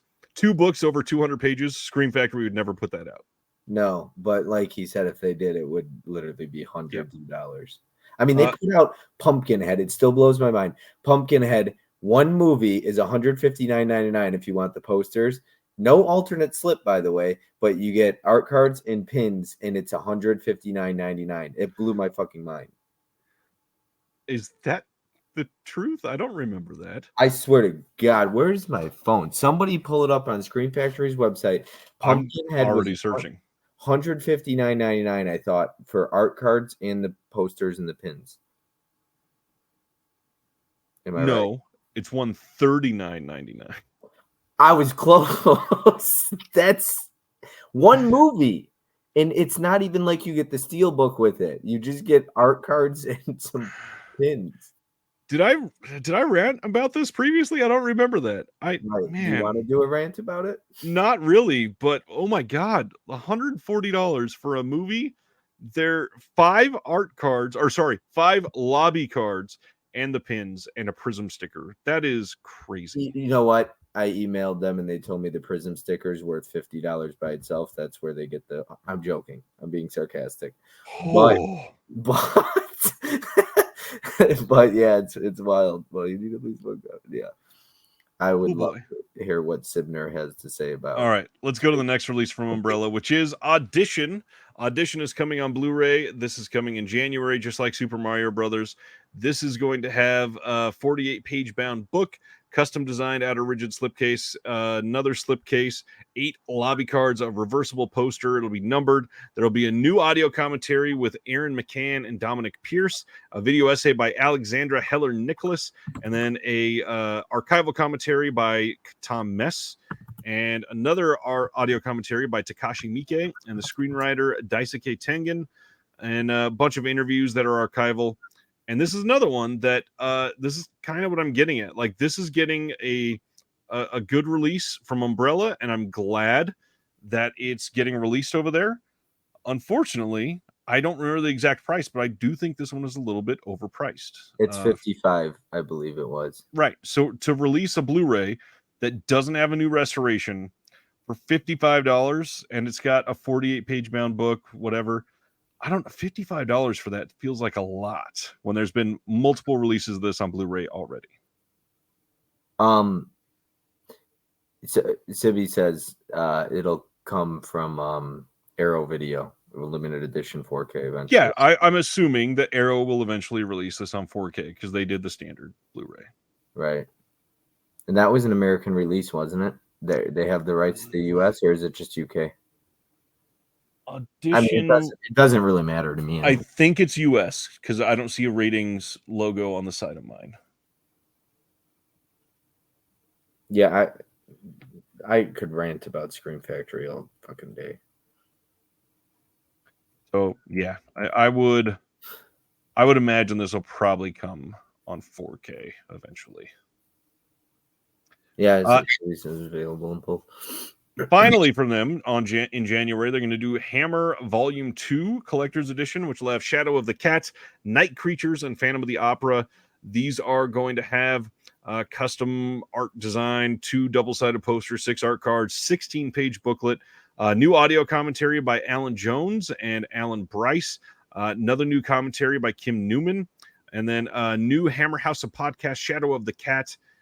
Those are all on Shadow of the Cat. Night Creatures is going to have a new commentary. Actually, it looks like all 3 are going to have, or Night Creatures is going to have the same thing as Shadow of the Cat, 2 new commentaries. And then, or I guess the Kim Newman one's not a commentary. I should keep reading instead of saying it's the same. Phantom of the Opera is going to have a new commentary by Jonathan Rigby and Kevin Lyons, and then a new Kim Newman discussing Terrence Fisher. And yeah, looks like a decent release if you don't have those Hammer titles. A lot of Hammer fans already have all 3 of those, though. Question, I'm going to take you back. Audition, it is similar, at least in a little bit of ways, to Martyrs, I assume? No, not at all. Okay. No. But if I like Martyrs, I'll like... It sounds like if I like No. Scream, I'll like Cat People, but... Yeah, I wouldn't equate those at all. Oh, Martyrs? Okay. But so Yeah. what is Audition? One of Def Crocodile says it's just torture porn, so he's not into it. It's he says his opinion gets him yelled at, though. I don't think it's just torture porn. It's an interesting movie. A lot of it was made to showcase gore, and it's Takashi Miike, and so it's a lot of it's weird and wild. Well, that sounds like it's right up my alley then. Oh, I'm not saying it's not up your alley, but I don't think it's anything like Martyrs at all. Yeah, I would like to get that, but if Arrow would put it out, then I would. If I like Hostel, I'll like Audition. That's actually much closer than Audition. I was gonna, than Martyrs. I love Hostel, so I'll take the whole Hostel trilogy, to be honest with you. Yeah. There you go. John says it's a dating drama with a twist. Nice. I like chick flicks, so John sounds good. I clicked on the wrong one there. Silent Mandible says it's best going in blind. I agree. Yeah. David says Hammer, their Frankenstein series, is the GOAT of all franchise horror. That's wild. Bobby Boobs. I don't know how much that'll catch, but we'll run with it. All right. Now the big news. So Best Buy, according to the Digital Bits, is exiting the physical media business for good in 2024. They say from industry sources confirming with multiple sources, Best Buy plans to exit the physical media business for good, possibly as soon as the end of Q1 in 2024. And this includes not just their in-store Blu-ray, DVD, 4K sales, which they've been phasing out at many stores for a long time now, but full online sales as well. That means no more Best Buy exclusive Steelbook titles, no more titles from Best Buy, period, at all. They say the fact that Best Buy is discontinuing physical media sales on the retail location should come as no surprise. But I do understand it shouldn't come as no surprise, but the fact that they would discontinue all online sales does come as somewhat of a surprise, though maybe it shouldn't. They said that they've noted in recent months that Paramount has quietly shifted their Blu-ray and 4K Steelbook exclusive titles that normally would have been released just at Blu-ray to Amazon instead. I don't think that's true. I think they've mostly been doing wide releases from Paramount. And it seems very likely that other studios will follow Paramount's lead in the months ahead. So that's why this is a terrible thing. Competition is always a good thing. If we get down to there's only Amazon releasing physical media, we are all screwed. Because Amazon can charge whatever they want. You're talking about for the studio releases? For anything. If they phase out where nobody else... Well, you always have the boutique labels, at least. Not if you take it for granted and people aren't supporting them directly. Yeah, I messaged you and I know we disagreed. So my thoughts on the Best Buy thing, I just hate Best Buy exclusives because they don't treat them well at all. So you're happy Amazon's going to get them because Amazon treats them better? No, their customer service with Best Buy is shit though. Like it's terrible. And I'm sick and tired of having to go to Best Buy to get exclusives. I really don't like Best Buy or Amazon, but it's like when it's an exclusive to Best Buy, you got one option and it's Best Buy. It's just frustrating. Like I had to go. So I returned my Halloween trilogy set that I bought yesterday because it was damaged. Big ass dent. Looked like somebody took a knife to it. And then the next one came damaged. And it's just frustrating, you know? And then they put a Scream 3 on the shelf. I was showing my buddy the other day. The thing was like bent in half, dude. And they put it on the shelf. It's like, just don't even sell that. Somebody's going to grab that. It's not right. Like, why are you Of course it's not right. Why are you even going to sell that? It's bent. It's not like it's a spine slash and you didn't notice it or something like that. That shit's bent in half and you got it on the shelf. either way, any store exiting physical media is a bad thing for all of us that are into physical media, period. Whether this makes Walmart get exclusive steelbooks, Amazon get exclusive steelbooks, it doesn't matter. The biggest thing is that somebody is going to be not selling physical media anymore, and that makes it less competitive, which is bad for everybody that wants to buy stuff, period. It's not a good thing. And it's not like Amazon is going to have incentive to be better with customer service or pricing or packaging. It's I not like Walmart is going to do anything better. I honestly, I know you're not going to agree with this. I trust Amazon more than I trust Best Buy at this point, because Best Buy is charging fucking $41.99 for steelbooks now. Disney Best Buy Steelbook. doesn't set those prices, though. I don't understand why people keep saying Best Buy is charging. They're only charging wholesale prices, or they're charging what they have to just over wholesale prices. Disney is the one that is stepping up the pricing. No matter where you go, it's going to cost more. But I mean, even I feel like they're just charging like Best Buy is not charging. But last year, it would all their steelbook prices never reached over $34.99. Now you're getting upwards of $38.99, $39.99, $41.99. That's not Best Buy's fault. It is a dollar of that might be Best Buy. I'm not going to say they're not doing anything, but the big thing is that we're supposedly in the middle of this giant inflation, and corporations everywhere are jacking up prices and reporting record profits. You can chalk all that up to corporate greed. It has nothing to do with Best Buy just saying suddenly it's $7 more. Sibby's got my back in the chat. He said they can discount them though. I mean, yeah, they get permission to sell things for cheaper too. Yeah.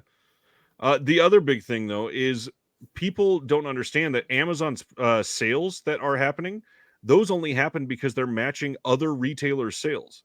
I know that. Like a lot of the Screen Factory stuff, Arrow Video, Kino Lorber, I buy directly from the label themselves during the sales. I know Amazon basically price matches, Criterion sale. I go to Barnes and Noble. Anytime a label runs a sale and Amazon's matching it and people are like, just go through Amazon, blah, blah, I always support the label directly. Too many people are buying this stuff at freaking Amazon. That's for sure. I only buy from Amazon if it's a studio release that isn't like a Best Buy exclusive. If it's a boutique label, I'm not going through Amazon. I will order from Diabolic or Orbit. I've been ordering a lot from Orbit now. They've kind of become my go-to. I've tried Diabolic. I had good luck with them for one time. I haven't ordered from Grindhouse in a while, but Orbit's become like my go-to as far as ordering stuff goes. That's a good place. DL wants to point out, hey Bob, why is Lionsgate stuff $21.99? It's not Best Buy doing you a favor. They are charging less than Disney are for their steelbooks. That proves it right there. Yeah, I love Lionsgate for that. The other big thing that people need to realize through all of this is that it doesn't help to have any less retailers doing this, because no matter what, it makes the accessibility for the general public shrink. And there's a lot of people that are saying, good, Best Buy is going to go out of business. I got news for you. Best Buy has actually been increasing sales over the last 2 years overall. They're not going out of business. Oh, okay. But they genuinely, I was having this conversation with a buddy of mine today. Even their exclusives, though, they're probably not making a killing on them. No, they're not. That's why they're getting rid of physical media, because they're not making money on them. That's what they're making money on is big appliances. That's how I was telling them, in phones and everything like that. Because I talked to somebody, they're like, phones are where they probably make some of their most money. I was like, yeah. And I was telling him today, I said, look, the movies, that's why they got rid of so many of them. That's why Target doesn't hold them, because movies just don't net a huge profit. Even their exclusives, I can't imagine that they're making a ton of money on. And they're not selling billions of copies of them. They put 4, sometimes 3 on the shelf, and that's it. Yeah. And that's, I mean, it's because of the way that people are, treating physical media, first of all, but also people are just not able to sustain if they're not making any money. So I get Best Buy getting out of it, but the people that are celebrating, that is a slap in the face to the physical media industry as a whole. You got to realize this is not a good thing, no matter how you look at it. It is a bad thing through and through. It's going to hurt competition. It will hurt accessibility for general public, and it's going to get worse. Yeah, I mean, I saw this comment right here. Johnny, yeah. I never really thought of necessarily the whole competitive pricing, and yeah, once again, if I get it, that's part of why Best Buy can necessarily, these companies, when you're an exclusive retailer, charge what you want because you're the only one that they could get it through. Yep. That's why I'm not a big fan of exclusives in general, unless it's like a boutique label. That's a different story. But I don't really love exclusives. I don't like having to be limited to only getting it to one place. I agree as well. I've got nothing about that makes me happy. Sure. Yeah, even like exclusive slips from Screen Factory and stuff like that. I get it. That's or exclusive stuff from Arrow Video, for example. Because I can't So get the Warriors, the other limited edition, or the Tremors one that I want through Orbit. I got to go through Arrow Video. the last thing I want to say here is David Holland saying, yeah, but they still need to price things to sell. Anyone can charge $50 for a Blu-ray, but if no one buys it, then it will self-regulate. That's the other bad side to this that I'm trying to say to everybody is if Amazon jacks up all the prices to $50 and everybody is not selling any physical media, guess what?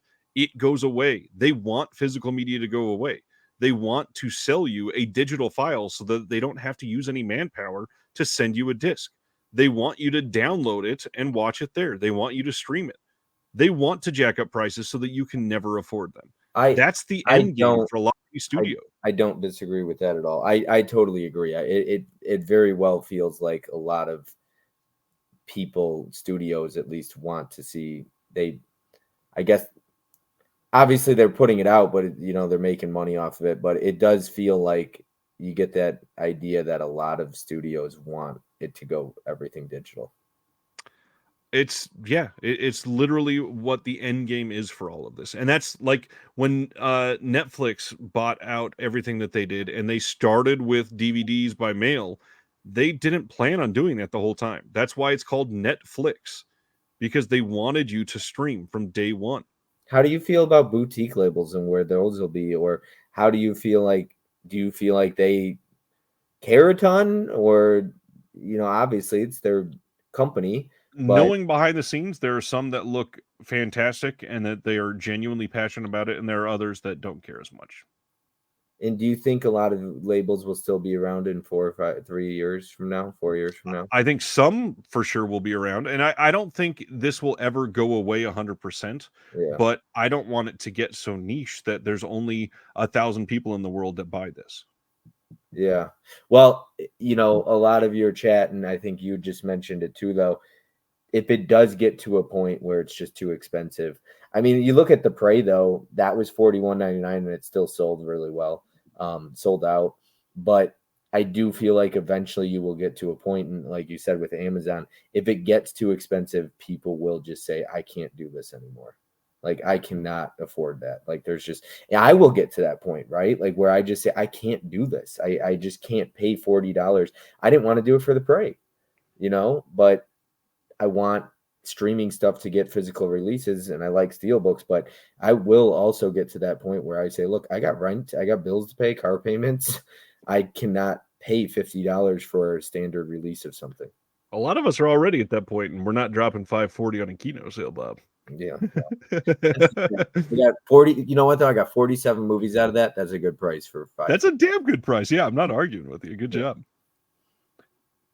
Oh, so that was Best Buy. I think we got all of it out there. Hopefully Bob understands what I'm getting at now. No, and I do, and I appreciate that. And I'm, it's one of those things, like, I give my opinion, but I'm willing to listen to people on anything, right? Like, that's one thing I can't stand is when somebody's they think their opinion is right. You know what I mean? Yep. And that's with movie opinions. That's something that so many people, it really bothers me when people are like, you're like, that movie's great, you're wrong. And it's just like, why am I not entitled to my own opinion? Yep. Completely agree. All right, just a couple more left. When do you think it will end? See that Magic Hands in the chat. He's the one who genuinely, like, I told him, I was like, dude, where there's smoke, there's fire. I believe it. I believe what I see. Everyone's talking about. He doesn't think it'll happen though. Doesn't think But what will happen. that they'll stop in 2024. I genuinely believe it. So I personally believe it. I agree. A few more left. December 12th, Kino is releasing Running Scared. This one was announced previously. Now we're getting some details. Nothing brand new on this disc, but this is again the same as their 2014 release, and it's getting encoded on a dual layer BD50 disc. And they added a slipcover. Thankfully, this one already had captions, so no need for a double dip if you've got that old one. Wait, dude, I'm not gonna lie, dude. Your chat is really funny though. Like you got certain people like Wave. Some people just have really good one-liners. That's not for me. I'm not necessarily the best at that, but I do appreciate one-liners. My dad has good one-liners. Reminds me of Wave and Sibby, but I didn't pick that up from him. Yeah. But so this is not the same disc, or it is going to be the same disc? It's the same transfer and the same features on a bigger disc, so it will not be compressed as much. Well, I'll buy it for the slip. And so will Joe Jack. Let's see. Who was it? Johnny says, I love Running Scared, not that piece of shit Paul Walker one. I really loved the Paul Walker Running Scared. Johnny, how dare you? I will come for you. That Paul Walker one is fucking badass. Zombies Ate My Arm says the lesser Running Scared. See? I think most people prefer the Paul Walker one. Stan wants some kudos for his sense of humor. Deaf Crocodile says, what was I saying there? Deaf Crocodile. Craig says, are all the Kino slips the same art as the inner wrap? Not all of them, but 99.2% of them are, yes. So was it the Thunderbolt and Lightfoot? Is that what it is? What about it? I think it got like 2 different reversible arts. Oh yeah, so there's like 3 releases in the last. It doesn't happen often, like you said. Yeah, but that was cool that they did 2 different reversible arts. So you get technically 3 different artworks for that. Yeah, there's a lot of not a lot. There's been like 3 or 4 in the last couple months that the reversible cover is 2 different types of art, and then the slip is a third. So it's pretty awesome. All right. Next up is another Kino title. December 19th, they are releasing Made in Hong Kong. Metrograph is putting this out. This is a Fruit Chan film. And this is going to have an audio commentary by Sean Gilman and Ryan Swen. Interviews with the director Fruit Chan, producer Doris Yang, and the producer Daniel Yu. And I've heard that this is great. I'm going to assume, Bob, you have not seen this one either? Maybe someday. And finally, this one looks great. December 12th, Kino is releasing Story Ave or Story Avenue. I'm not sure if it's pronounced as Story Ave. It's a brand new 2023 film with Luis Guzman and Asante Black. This looks really good, actually, and it sounds really great. So this says, South Bronx teen Kadir is a gifted visual artist who loses his way following the death of his younger brother. Overcome with grief and struggling with the pressures of school and family, he escapes into the thrilling yet dangerous world of graffiti gangs, seeking an outlet for the creative force threatening to explode out of him. To prove himself and join his neighborhood's ruling gang, Kadir tries to rob no-nonsense MTA conductor Luis on the Story Ave subway platform. He is caught off guard when Luis agrees to give Kadir the cash if he'll sit down to a meal with him. Following their conversation and the delicate, transformative friendship that grows out of it, Kadir sees for the first time how his artistic talent could lead to a better life. This was winner of the Best Cinematography Prize at South by Southwest. This moving and authentic portrait of the South Bronx announces an exciting new cinematic voice in Aristotle Torres and offers a welcome showcase for beloved character actor Luis Guzman and rising star Black. Yeah, this sounds great. I like Luis Guzman. Yeah, he's usually pretty good. Pretty funny. Usually pretty good. Magic Hand says, let's not forget Amazon is buying out studios and still putting that out on physical for now until they don't have to. Sure. Craig wants to know, reversible wrap art. Our disc has art on both sides, but the reverse is meant to simply be seen through the clear case. What are you laughing at? Sibner.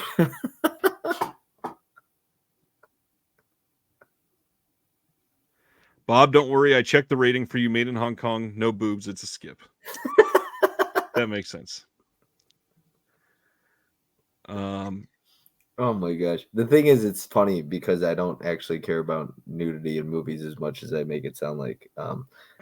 It doesn't, like, that's not why I watch movies. Yeah. Reggie is saying, did I mention Nowhere, or was that last week? Which Nowhere? Let me check which one we're talking about. I just saw you post that story, Ev, as well. Like, not long ago at all. Are we talking about the Gregoraki film?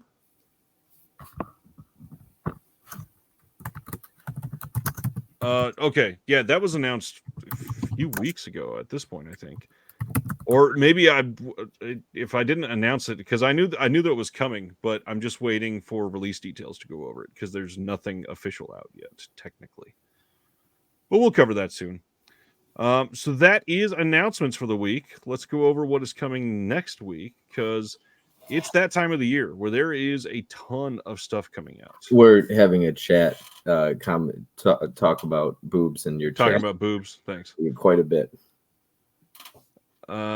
When do you think the next Target sale will be? I don't know that there will be one. Yeah, you gotta I gotta go to the private chat because I can't read comments about what Sibner says because it's just gonna start cracking up. I'm sorry. And then he's gonna be bad talking you. So next Tuesday, the biggest one is the Todd Browning Sideshow collection from Criterion with Freaks, the Blob 4K, Barbie 4K, Wicker Man 4K, Desperate Hours from Arrow, The Way We Were 4K. You like Barbie, right? Yeah, I thought it was great. Yeah. Okay, I didn't see Barbie. You should. Psych, the Complete Collection, The Best of Times from Kino, that Robo-Doc is coming out.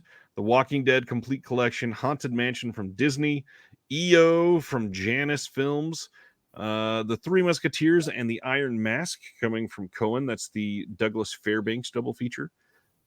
Last Voyage of the Demeter, like we talked about. The Blob 4K Steelbook as a Best Buy exclusive. The Innocent from Janus, No Bears from Janus. And then a couple other smaller ones like The Edge of the World coming. I'm really looking forward to the Blob 4K Steelbook. I'm really hoping that transfer looks amazing. Smokey and the Bandit, I'll grab the Godzilla vs. Kong because they're Nice. all Steelbooks. And Passion looks great. I'm interested in that one. I will grab that Jurassic Park Steelbook, and then the following week I'll get the set that comes with all 6, and I already have another set of it, but I gotta have it because it's Steelbook. So, oh, Bob. Yeah. I'll buy that Inside Man because I like vertical entertainment. All right. We're learning a lot about Bob. Yeah. We got some remastered releases coming here for Animal House, Carlito's Way, Backdraft, Casino, Blue Crush, Honey. Those are all coming next week. Shortcomings. I already own Honey, and I have 18 copies of Backdraft, so I'm good on that. And that's it for next week. Yeah, the Blob is probably the biggest one outside of the Criterion one for me. I think, the Blob, I got to get it from Scream Factory as well because it came with 2 different artworks or 2 slips. You get an alternate slip with it as well, right? Right. Yeah. Let's see. Is there something different about the Smoky 4K? I don't think so. Not anything that's a big enough deal for it yet. Let's see. The Walking Dead sounds like a gift for Mom for Christmas. Do you even have something to play Blu-rays? I love that. You make sure you get your mom. Hey, Mika. You make What's sure going on, Mika? You get your mom The Walking Dead. I am going to email your mom, and I'm going to make sure she got that set in January. And if she didn't get it, I will message you every day on Instagram and ask when you're getting it for her. She has gotten Walking Dead stuff for Christmas for like 6 years. She's a big Walking Dead fan, huh? Oh, yeah. Okay. Well, she's a big Norman Reedus fan. She's one Oh, of those people. I got a ornament of Glenn after he spoiler alert. Nice. But yeah. After he spoiler alerted. Yeah. Criterion Flash sale. I thought it was going to be this week, so I'm hoping next week. Oh yeah, because the November sale's coming up. Well, Criterion from their site, they do their flash sale for 24 hours in October usually. Let's see what's going on in the chat. Passion is Hamaguchi. Yes, I need to buy that one for sure. Let's see. Bob saw blob and thought it said boob. Probably. Do we know if Best Buy is getting rid of video games too? I don't. But also, the video game companies, they want to only sell you digital as well. So, yeah, I do like the Walking Dead artwork wave. Yeah, it looks pretty good. So I'm not gonna lie. When it comes to the TV series, though, I like to purchase them during a buy two get one free sale from Target. Same. You save a lot of money that way. Yep. When will Indicator have their next sale? This is tough because they were always November, but last year it was in October. Although October's almost halfway over at this point, so maybe in the next couple weeks, but also maybe next month. I need to get the I missed out on it. That one went so fast. They re-released it from another company. Who really released what? It was Irreversible. Oh yeah. His Indicator originally put that out a while back, and then and then a U.S. company released it. One of the Vineyard Syndrome partner labels. Yeah, I missed out on that one. That went super fast. Sweeney Todd is confirmed for that Paramount set. Are you serious? That's the R-rated one that they. Are you serious? That's such a letdown, dude. Oh my god.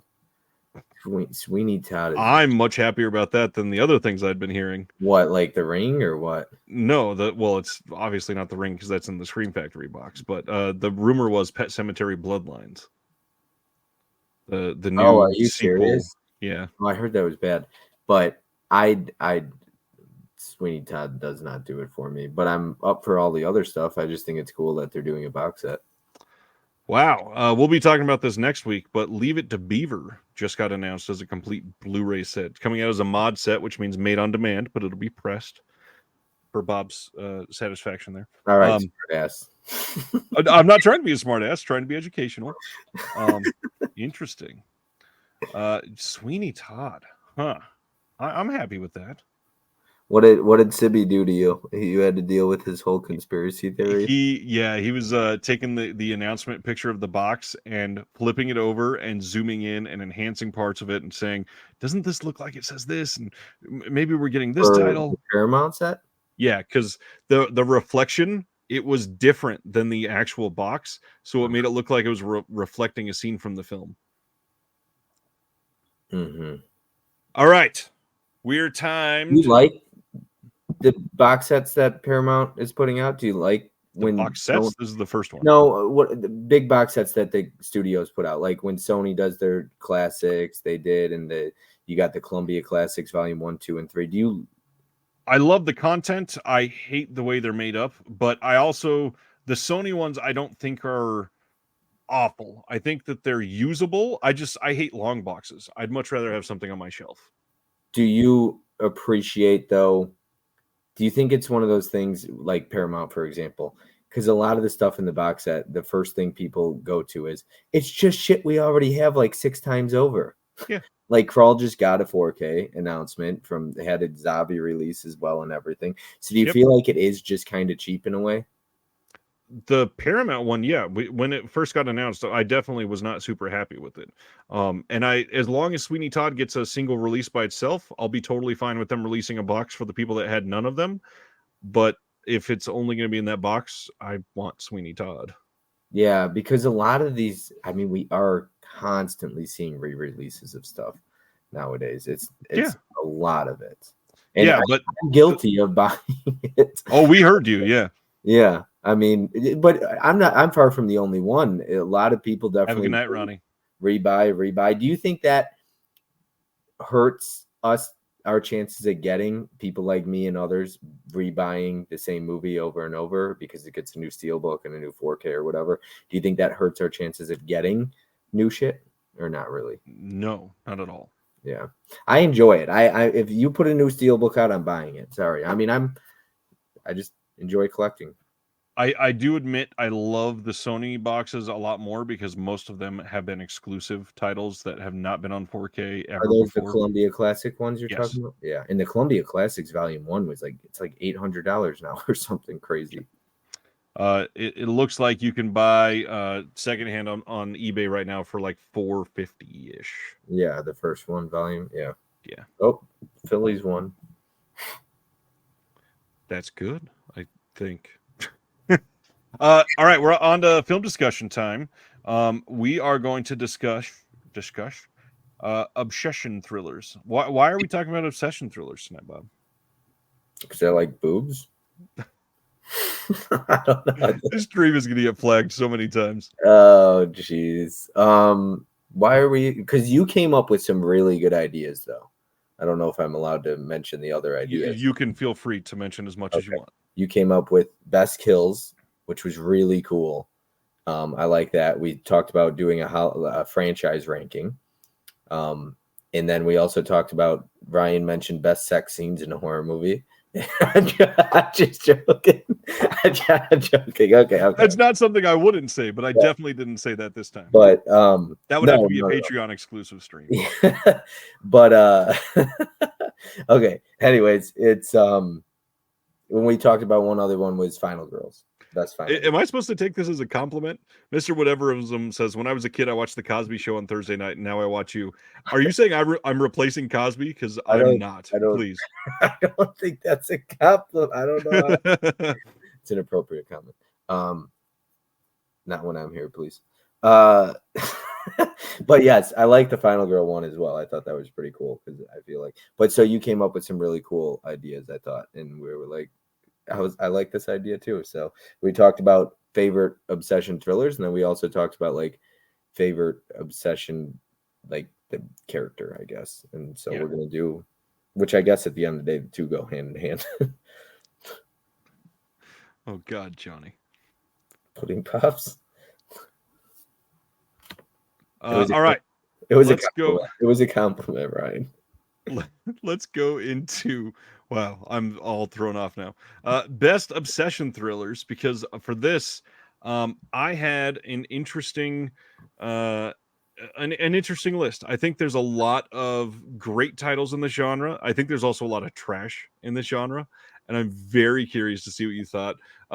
Bob doesn't love ranking, so we're just going to do 5 of our favorites. I like ranking stuff. It's really hard for me to rank these, but I also came in 2 minutes before the stream started. Asked him, I was here like 29, and I slid into the chair. So I just grabbed 5 movies that I enjoy, but these would, I would have to really think hard about if these would truly make my top 5. But I do like all 5 that I pulled. So let's ask, what makes an obsession thriller? Because there's a lot of things that can do this. We were talking before, like Stalkers. This is a very obvious obsession thriller. But then there are some other ones that I could throw in here. Like it's not on my list, so I want to mention it right now. In my opinion, like Whiplash is kind of an obsession thriller. Because really quick, one of your commenters, all that is man 1 is going to play The Blackening with his kids. Have fun, all that is man. See you, Brian. It looks like he's going to play The Blackening. Sibner says, I've got 1 as my number 1, and curious if either of you have it on your list. Probably not, just to make you sad. But what makes something you were talking about? Sorry. Yeah, what makes it an obsession thriller? So obviously, an individual that is obsessed with something to the point that they're going overboard, and it turns into a thriller. Which the only real way to define this, it's easiest when discussing somebody that's obsessed with another individual. But like Whiplash, it's kind of an obsession thriller. That Whiplash. Oh, I love that movie. So if you're talking about, I didn't Whiplash. I just couldn't put 2 and 2 together because he's obsessed about band, like drumming. Yeah, right, but not a person. Or you could say J.K. Simmons is the one obsessed. Simmons is obsessed with him. With perfection. Perfection. I don't disagree with that at all.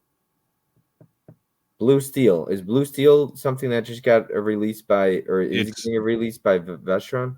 Vestron is releasing it. Yeah. Nice. I always could trust Mika's opinions on movies, horror movies. Have you not seen Blue Steel yet? No, I haven't. You would like Blue Steel a lot. Yeah, it sounds like It borders on propaganda, but it's pretty good. Well, I trust you and Mika, so the Crush is one the Crush is a good one, Holland. I like it. All right. We're gonna start going into titles that we might have on our list. So let's go into these. Why don't you share one of your 5 first? All right, we'll just start with I'll just start with the DVD because it's only on DVD. We'll start with Swim Fan. Look, I get it. It's not like a great movie or anything like that. I watched this when I was probably in high school, but I like it. She's super. She plays the part really well, though. She does. Yeah. And I like Jesse Bradford in it. I like Swim Fan a lot. It's fun. And once again, it's like nostalgic to me. So I had fun with Swim Fan. I understand it's not like groundbreaking. It's not some crazy great movie. But I'm the type of person, I go into a movie, I know what I'm getting. I'm not asking for too much. So when people are like, it's really stupid, blah blah, I'm like, what did you expect? I had fun with Swim Fan. Did you hate it? I didn't hate it. I just remember not loving it, but I also haven't seen it since it came out. Yeah, when I rewatched it, it definitely wasn't the same as when I was a kid in high school or whatever, or younger than that. But I still enjoyed it, but definitely not as much as I did when I first watched it when I was really young. I remember it feeling sort of cartoonish, like just so over the top that it was past believable. Yeah, it's over the top for sure. Yeah, I'm going to get the first 2 that are like would bother people out of the way first. Well, I'm going to do that with mine as well because somebody just mentioned it. I'm going to mention The Crush. The Crush was my number 5, and I think it's a great choice because Alicia Silverstone is so freaking weird in that movie. She is young. She plays the part perfectly. It is done in a way that is genuinely creepy. How old was she in that? Like 17 when they filmed it? I think so, 16 or 17. Yeah, because it's pretty creepy when people start talking about her in that movie and you find out how old she is. So yeah, and then the whole Carrie Elwes being in that movie makes it a little odd because he's been in so many movies where he was just wholesome, obviously, and then you see him in Saw, you see him in, I think it was the 3rd season of Stranger Things. So obviously it's not like he's never done grown-up films or anything like that, but to see him creeping on somebody young a little bit was an odd thing, but it made the film feel more gross, and I appreciate that. I do think that The Crush is good, and it's a pretty damn good obsession thriller. I like The Crush a ton. Yeah. I'm a big fan. I was 14 at the time, but I'm like, what's your next one, sir? Is Sibby that young? When it came out, he was 14. Oh, well, okay. When was that? 90? Never mind. That was what, 96, 97? No, earlier than that, for sure. Was it? Oh, was it 93, 94? It might even be earlier than that, my friend. I was totally not doing my math. No, it had to be like 93 or 94. Let me see. Crush. But I just got confused there. 93. Yeah, dead on. 93. Okay. Yeah. I knew it was early 90s. All right. And I think she was in one called The Babysitter, or was that a different actress? She was in just Babysitter, maybe. I'm not sure. Sibner's 42. He still looks good for his age. No, I did not think he was 14. All right. What's your next one? I'm going to go with Obsessed. I figured that would come up. Yeah. You know what? Holly Larder. I like blondes. But she looks good in this. And this Sibner's going to move you up to an 8. Yeah. What does that even mean? I get 11 strikes, he said, or something like that. But yeah, this is corny. It's cheesy. I like Idris Elba as well. And I saw this when I was a bit younger too, and I remember seeing this in theaters and enjoyed it. I had fun with that one. Somebody fun. Oh, geez, Wave. All right, whatever, Wave. I'll be kind and I won't say too much about Obsessed. So I'm going to go to the next one. She was in The Babysitter. Yes, I was right with that. I know. That's why I like Swim Fan and Obsessed. I understand that they're not great movies. But see, and I remember Swim Fan at least being fun. But Obsessed you didn't think was any fun? No. Okay. No, that's fair. That's fair enough. Scout Taylor Compton's an obsessed, by the way. Okay. Yeah. My next choice is one that was on my watch list for this month, like I said, and it's from 1982 and a wonderful German movie called The Fan. Uh, The Fan with did it no, that would wait. Mondo Macabro put this out. It's not a film that you've seen, probably. Okay, never mind. Well, It's a German film. I've seen the one with Wesley Snipes and Robert De Niro, which could be considered an obsession thriller as well. Maybe, yeah. Robert De Niro is definitely obsessed in that one.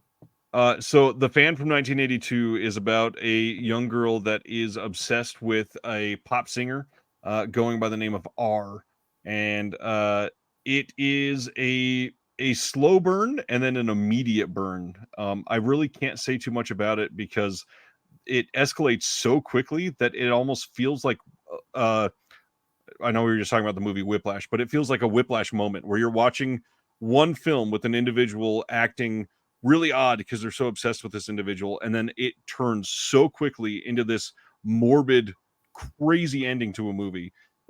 It's great. It's superbly acted, really well written.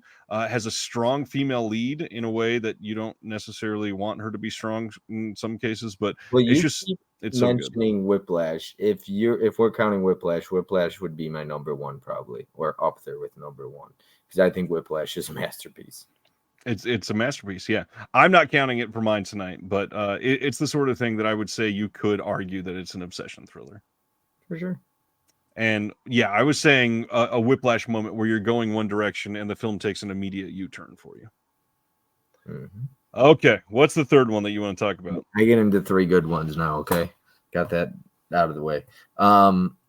Since somebody mentioned it already, let's just go to it. I think we're gonna have one of the same picks. We'll have a few of the same picks, probably. Maybe. Okay, yeah. I don't know. Misery though is really good. Obviously, this is an excellent movie. It's just this is a ton of fun. Ton of fun. It's a ton of fun to watch. Super fun movie. I heard in the book. I love watching James Caan getting tortured. Dude, the scene where she gets his ankles. Oh shit. It is fun to watch. And look, Sibby thinks Kathy Bates is hot, so I mean, teach his own. Kathy Bates isn't my type and that, but Sibby does. Teach his own once again. I enjoy Misery. I think it's a great movie. It's very intense and it still holds up well today. I agree. I'm going to change a couple of mine just so we have fully different lists since I'm not holding up actual releases here. The next one I want to talk about, I'm going to go to Perfect Blue. Perfect Blue is an animated film that is done in an incredible style. It is still the only anime film I've watched, and I think it is genuinely a masterpiece. It is absolutely an obsession thriller and done in a way that most people are not going to think of when you're thinking of regular obsession thrillers. So everybody that's not seen Perfect Blue should go check it out because it's amazing. I've not heard of that. And two titles you named I have not heard of. You ready for my next one? Let's do it. All right. I think she has the most Oscar nominations and has never won. You already know who I'm about to say and what I'm going to pick, right? Yep. Glenn Close deserves a fucking Oscar. Yeah. It's bullshit. She should have won for this movie. She plays this perfectly. I mean, you can't play this part much better than she did. She should have won an Oscar. But I would never leave my wife for Glenn Close in this movie. Who was Ann Archer, right? Yeah. No, yeah, his wife looked better than Glenn Close personally. I thought so. But Fatal Attraction is excellent, and I did not watch it. It's really good. And I did not watch this until like a year ago for the first time because my buddy loves obsession and stalker movies. So we decided to check this one out. And it's really good. Yeah, I enjoy it. I have too many copies of it, and I bought the 4K and still haven't watched it yet. For a handful of years, Michael Douglas was the king of these erotic thriller obsession type movies, and it's odd, but he did the one with Demi Moore where she's crazy in that one. Yeah. What was that? Disclosure or something? No, that's not that one. Is it? Yeah, I know what you're saying. But It's wait, how do you pronounce Glenn Close's name? Is it Glenn Close? What Close? He said it's not close. I don't think I think he's making a joke about the phrase "it's not close" because Oh. she is great. I was like, how do you? Okay, I've seen way too much of Douglas' joke. Yeah, the movie's called Disclosure. Glenn Close is amazing, and I'll go back to what I still think is my favorite performance from her, which isn't fair because it's not a movie, but her role in season 4 of The Shield, she is a freaking gift to TV. Her and Anthony Anderson both put on like career best performances in season 4 of The Shield. So I don't know if anyone in the chat would find this to be it's definitely not enjoyable, right? Or a good movie. But if you like Glenn Close, I would recommend at least checking out. See, I loved a new movie that she did with Mila Kunis called 4 Good Days. It's about addiction. I've heard it's great. And I personally loved it. It's not necessarily the easiest watch. Most addiction movies aren't, but I loved it. And certain elements hit close to home, but Glenn Close is great. And just watching her back on the not big screen, but back on the screen with Mila Kunis, and her teeth look so, oh my God. Like they made Mila Kunis look pretty horrific in that movie. And that's hard to do because I think Mila Kunis is great. Yeah. All right, so I've got 2 left. My number 4 here is another one that I'm going to swap out. I had this on my honorable mention list, but I'm going to put it in here for sure. Black Swan. I think Black Swan is an incredible obsession thriller. Kunis. Mila Kunis, that's the reason I brought it up right now. This one is dark in the times when it needs to be. It's such an odd turn.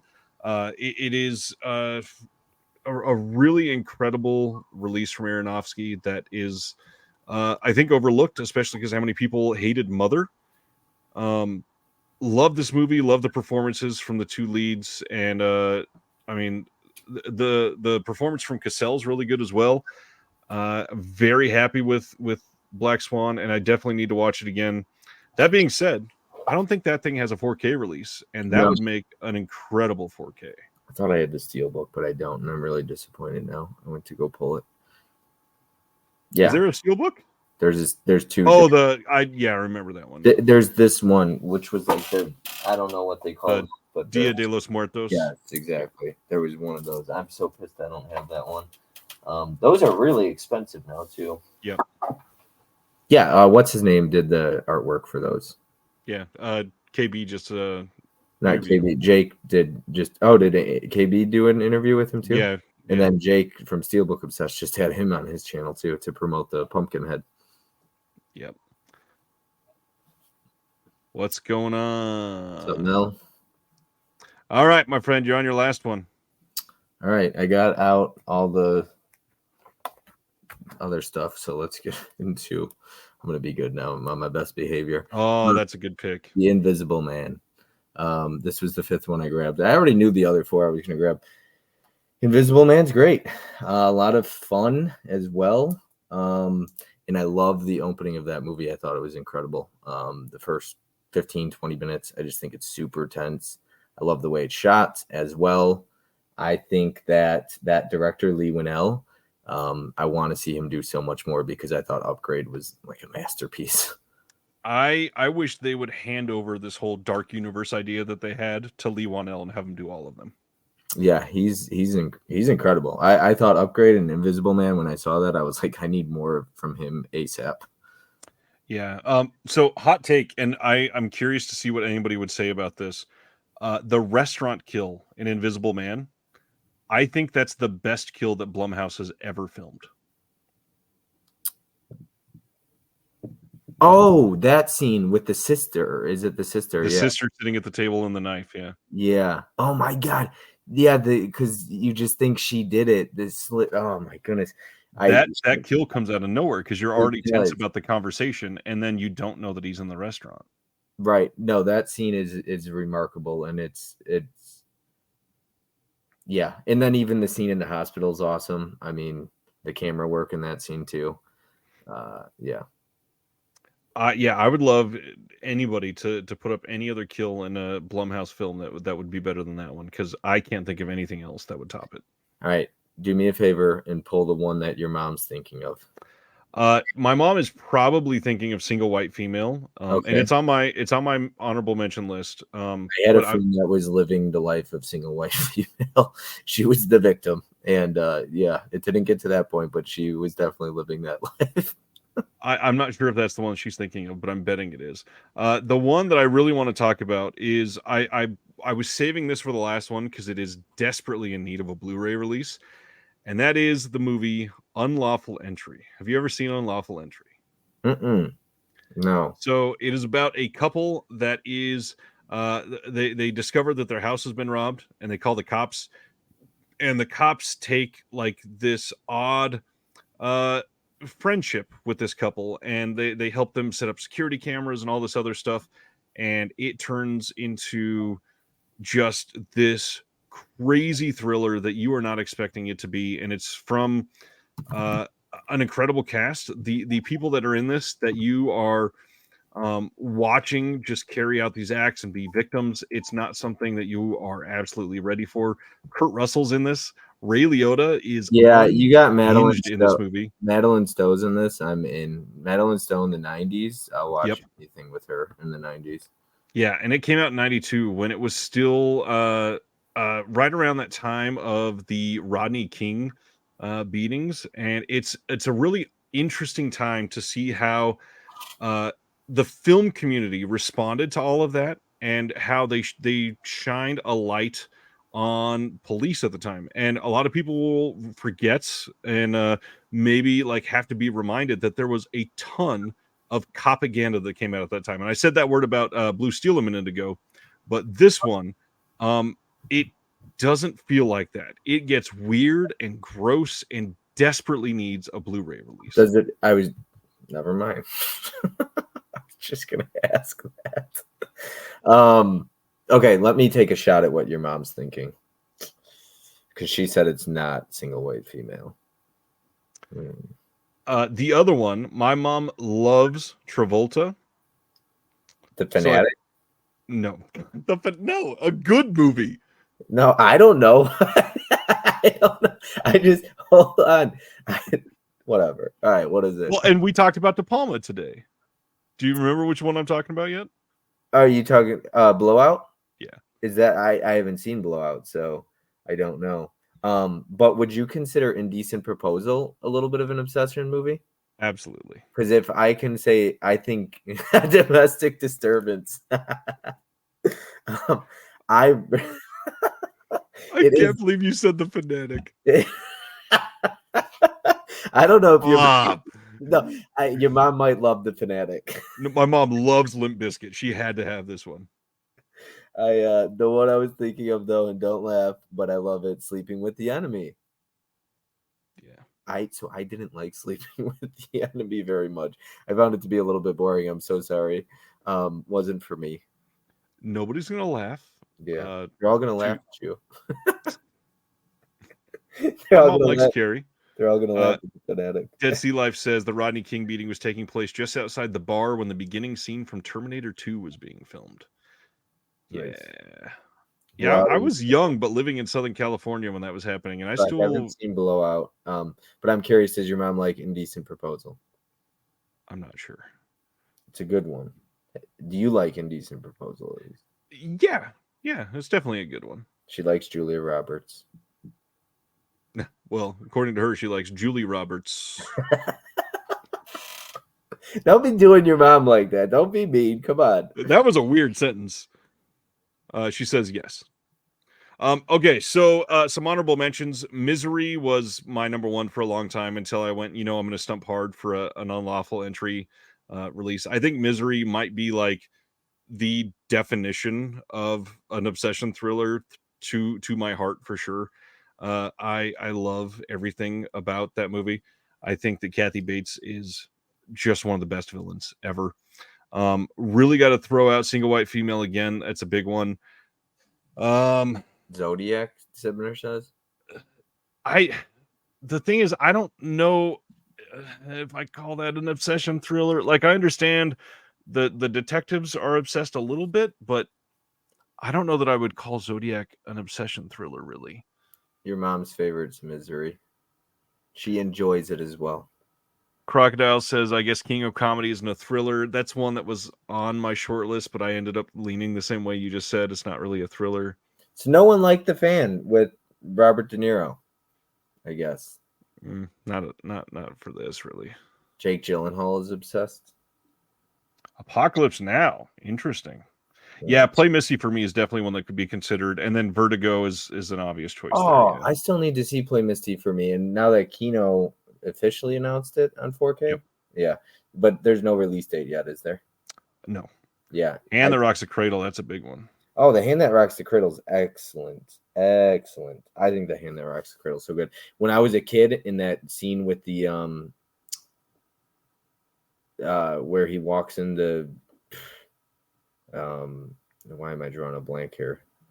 You know what you want to talk about. Cape Fear is another good one. Mika's throwing out some bangers right now. But yeah, the glass shatters, all the glass, Yep. right? Yeah, that was messed up as a kid. I watched that and I was like, oh man. Yeah, I can't say enough good things about that movie, although it's been a long time since I've seen it last. The Good Son. The Good Son. That's, yeah, I mean, it's a great movie. Interesting idea as a I only have one custom slipcover, and it's for The Good Son. I did not pay for it though. We also didn't mention the movie Obsession. That's a very good one. What's that? Scream Factory put that one out. It's another De Palma film. Okay. What about Dress to Kill? What is that about? I have it from Kino. Is that an Obsession movie? That's another De Palma movie. Not the way that we're talking, really. That's a great movie though. Michael Caine is great. I did. Dress to Kill just came up. I did not like 52 Pickup. The one with oh my gosh, I did not like 52 Pickup. What was the other one I was about to say? American. Don't Look Now. This is one that was on my list. I forgot to click over to my list again. Don't Look Now. Yeah, Donald Sutherland, because they're obsessed in their daughter's death and they start seeing things because of it. Don't Look Now is an incredible movie with two beautiful performances. Sutherland is crazy. I haven't seen that one. Chris Silver says a sleeper is Lakeview Terrace. That's Samuel L. Jackson, and yeah, I bet you're not a fan of that one. I don't know that I've seen that one actually. Lakeview Terrace? I didn't mind Lakeview Terrace. That's a good way to put that. Dressed to Kill is more of a giallo, an American giallo. I just introduced a buddy of mine to Demons for the first time, and he didn't like it. Oh, yeah. Dude McMahon says, "What about Midnight Madness?" Yeah, it would count. I did not get the 4K of Don't Look Now yet. Yeah, neither did I. Not yet, but I will. Shame. Is Shame the one with Michael Fassbender? Yeah. That's the one with Fassbender? Yep. Oh, yeah. Somebody introduced 1 Hour Photo, definitely. God, it's been a long time since I've seen that one, too. 1 Hour Photo is really good. Yeah. Yeah. How have we not mentioned? Yeah, 1 Hour Photo. 1 Hour Photo is really good. Shame was pretty interesting to watch. Yeah, I didn't mind Shame. Oh, you got a little background noise now. Had to for you. Mika says I go to sleep to demons? Uh-oh. Mika. Shame, great film. Yeah, Shame is amazing. What else is there? I'm trying to think. I don't know. There's a lot that could hit home in this. There. P2. That needs a Blu-ray in the US. It does. Why does it have a Blu-ray overseas at all? It does, yeah. Does it really? Yeah. Who put that out? I think it was a German company. The Cable Guy is definitely an obsession thriller. All right. Sibby's really roasting my ass tonight, huh? He says Shame hits too close to home, huh, Bob? Yes. So this is the one I was shocked Bob did not say tonight. I was going to wait to bring this up. Mark Wahlberg? Yeah, because I think Fear is probably the second most obvious obsession thriller movie. Oh, it's my nightly movie. Oh, okay. Gotcha. Makes sense. Fear is excellent. Fear is Mark Wahlberg's probably his best film, like by a long shot. And it's only because he's playing a scumbag that he is. So would you consider The Strangers an obsession movie? A home invasion. It's Not really. Yeah, it's yeah. definitely a home invasion. Are you off topic, but are you excited for the new Strangers trilogy that Lionsgate's putting out in I got 20? to hear something about it before I get, I'm glad they're making movies, Did but they really film all three back to back to back like that? I have no idea. Supposedly they filmed all three. But yeah, Fear is great. Reese Witherspoon's incredible. Mark Wahlberg. Fear is the one from Mill Creek. They put it Yes. out, yes, with that retro VHS flipped over. Happening with like a word, says Ryan. Oh my goodness. Fear needs a proper Blu-ray release. Do you hate Mill Creek's Blu-rays as well? I mean, I don't hate Mill Creek's Blu-rays. I'm glad they have a release. I just wish that they were restored in any way. Yeah, what they just don't put any work into their Blu-rays or what? Well, they do for certain things, like the Ultraman releases. They put a ton of work into those. The like Hard Ticket to Hawaii, that whole line that they did, they put tons of work into that. And I love those. Speaking of boobs, I'm sure Bob loves those. Okay, Carrie Mulligan says Brooke Shields' Endless Love is insane. The remake sanitizes that dark finale. Brooke Shields has made a lot of dark movies, though. Endless Love is pretty fucked up. Yep. And what makes it more fucked up is the fact that the mother's watching her daughter have sex. And what did you think of that scene when you watched that? Were you like, I mean, again, it's for hard its to time, compare. for its time, like the 80s, was that not as weird to watch your daughter? She's like fantasizing her youth. I mean, it's, obviously, but yeah, first Tom Cruise performance when he's in like 15 seconds. Fly, says John DeMarsico. Yeah, he's obsessed with his work. Yeah, that's true. And you did mention Whiplash being obsessed. Yeah. Okay, but Endless Love, I wanted to like it, I just didn't. But yes, it dragged so much. Endless Love did. I didn't love it. Yeah. I do not have Endless Love. You did not have Endless Love for it. Yeah, we were both going for the obvious joke. Yep, it's okay. Two great. I feel like that's well. I think we're nearing the end of this, Bob, because I know you got to wake up early. We usually do.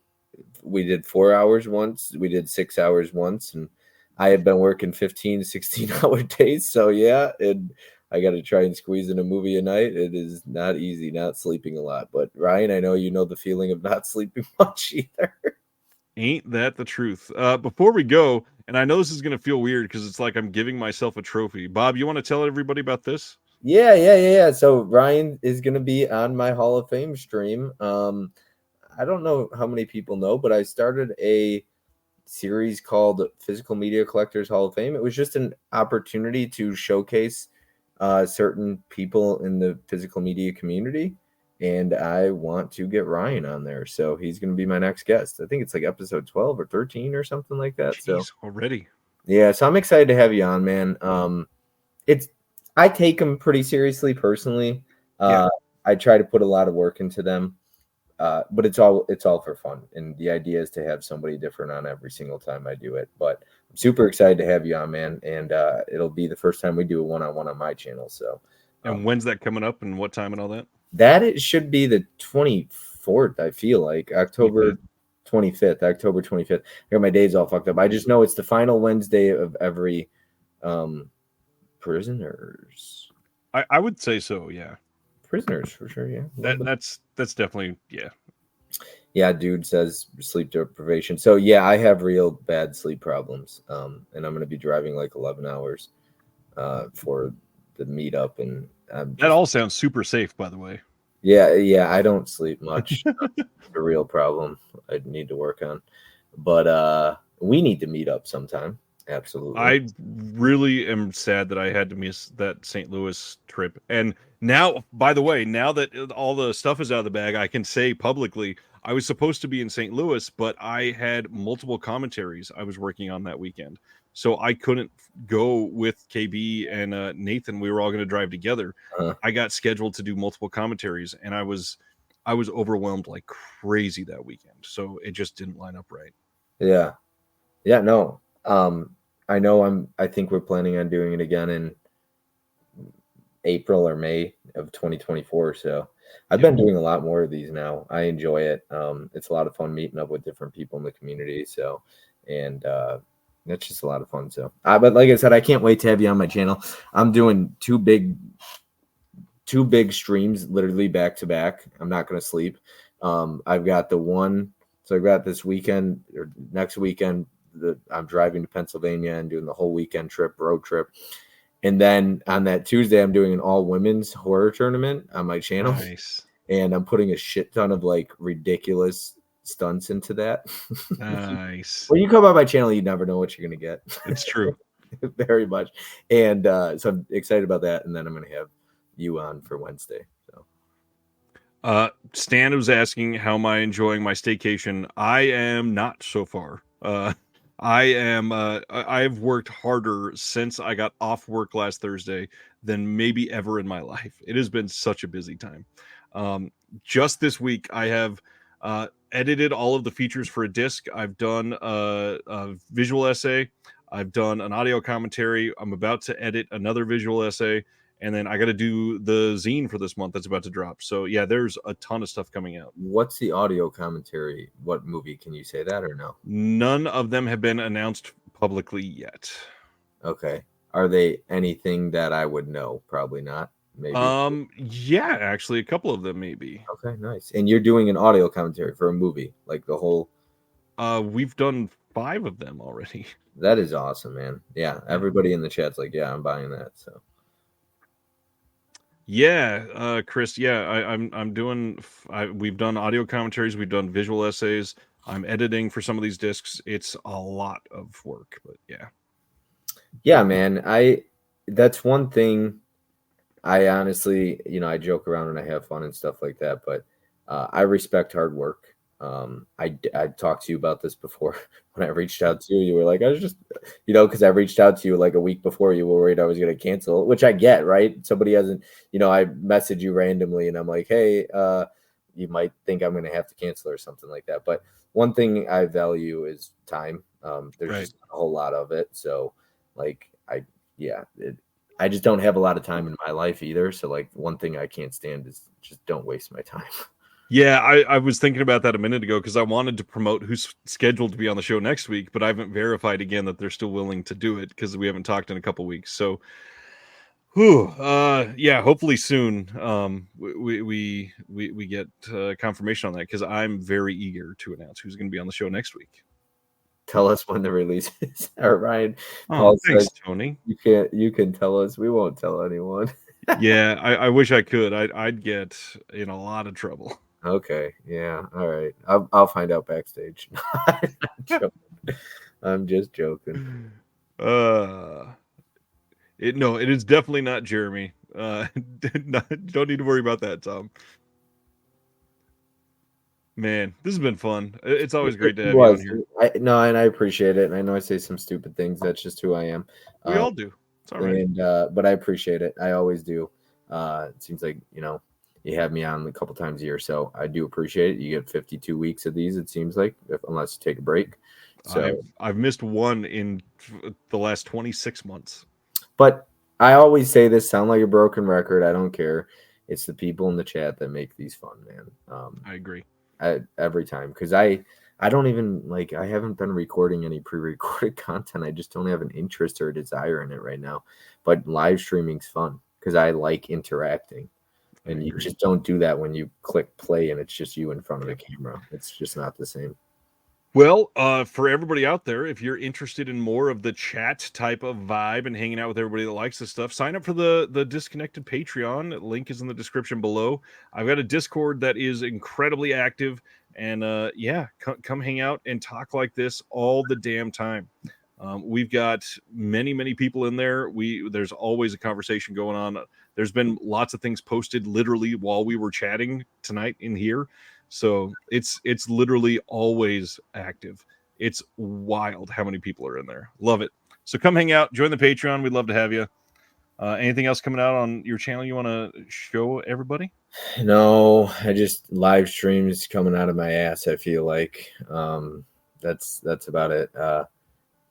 Yeah, I'm trying to think. I got a horror tournament. I actually competed, Ryan, on one.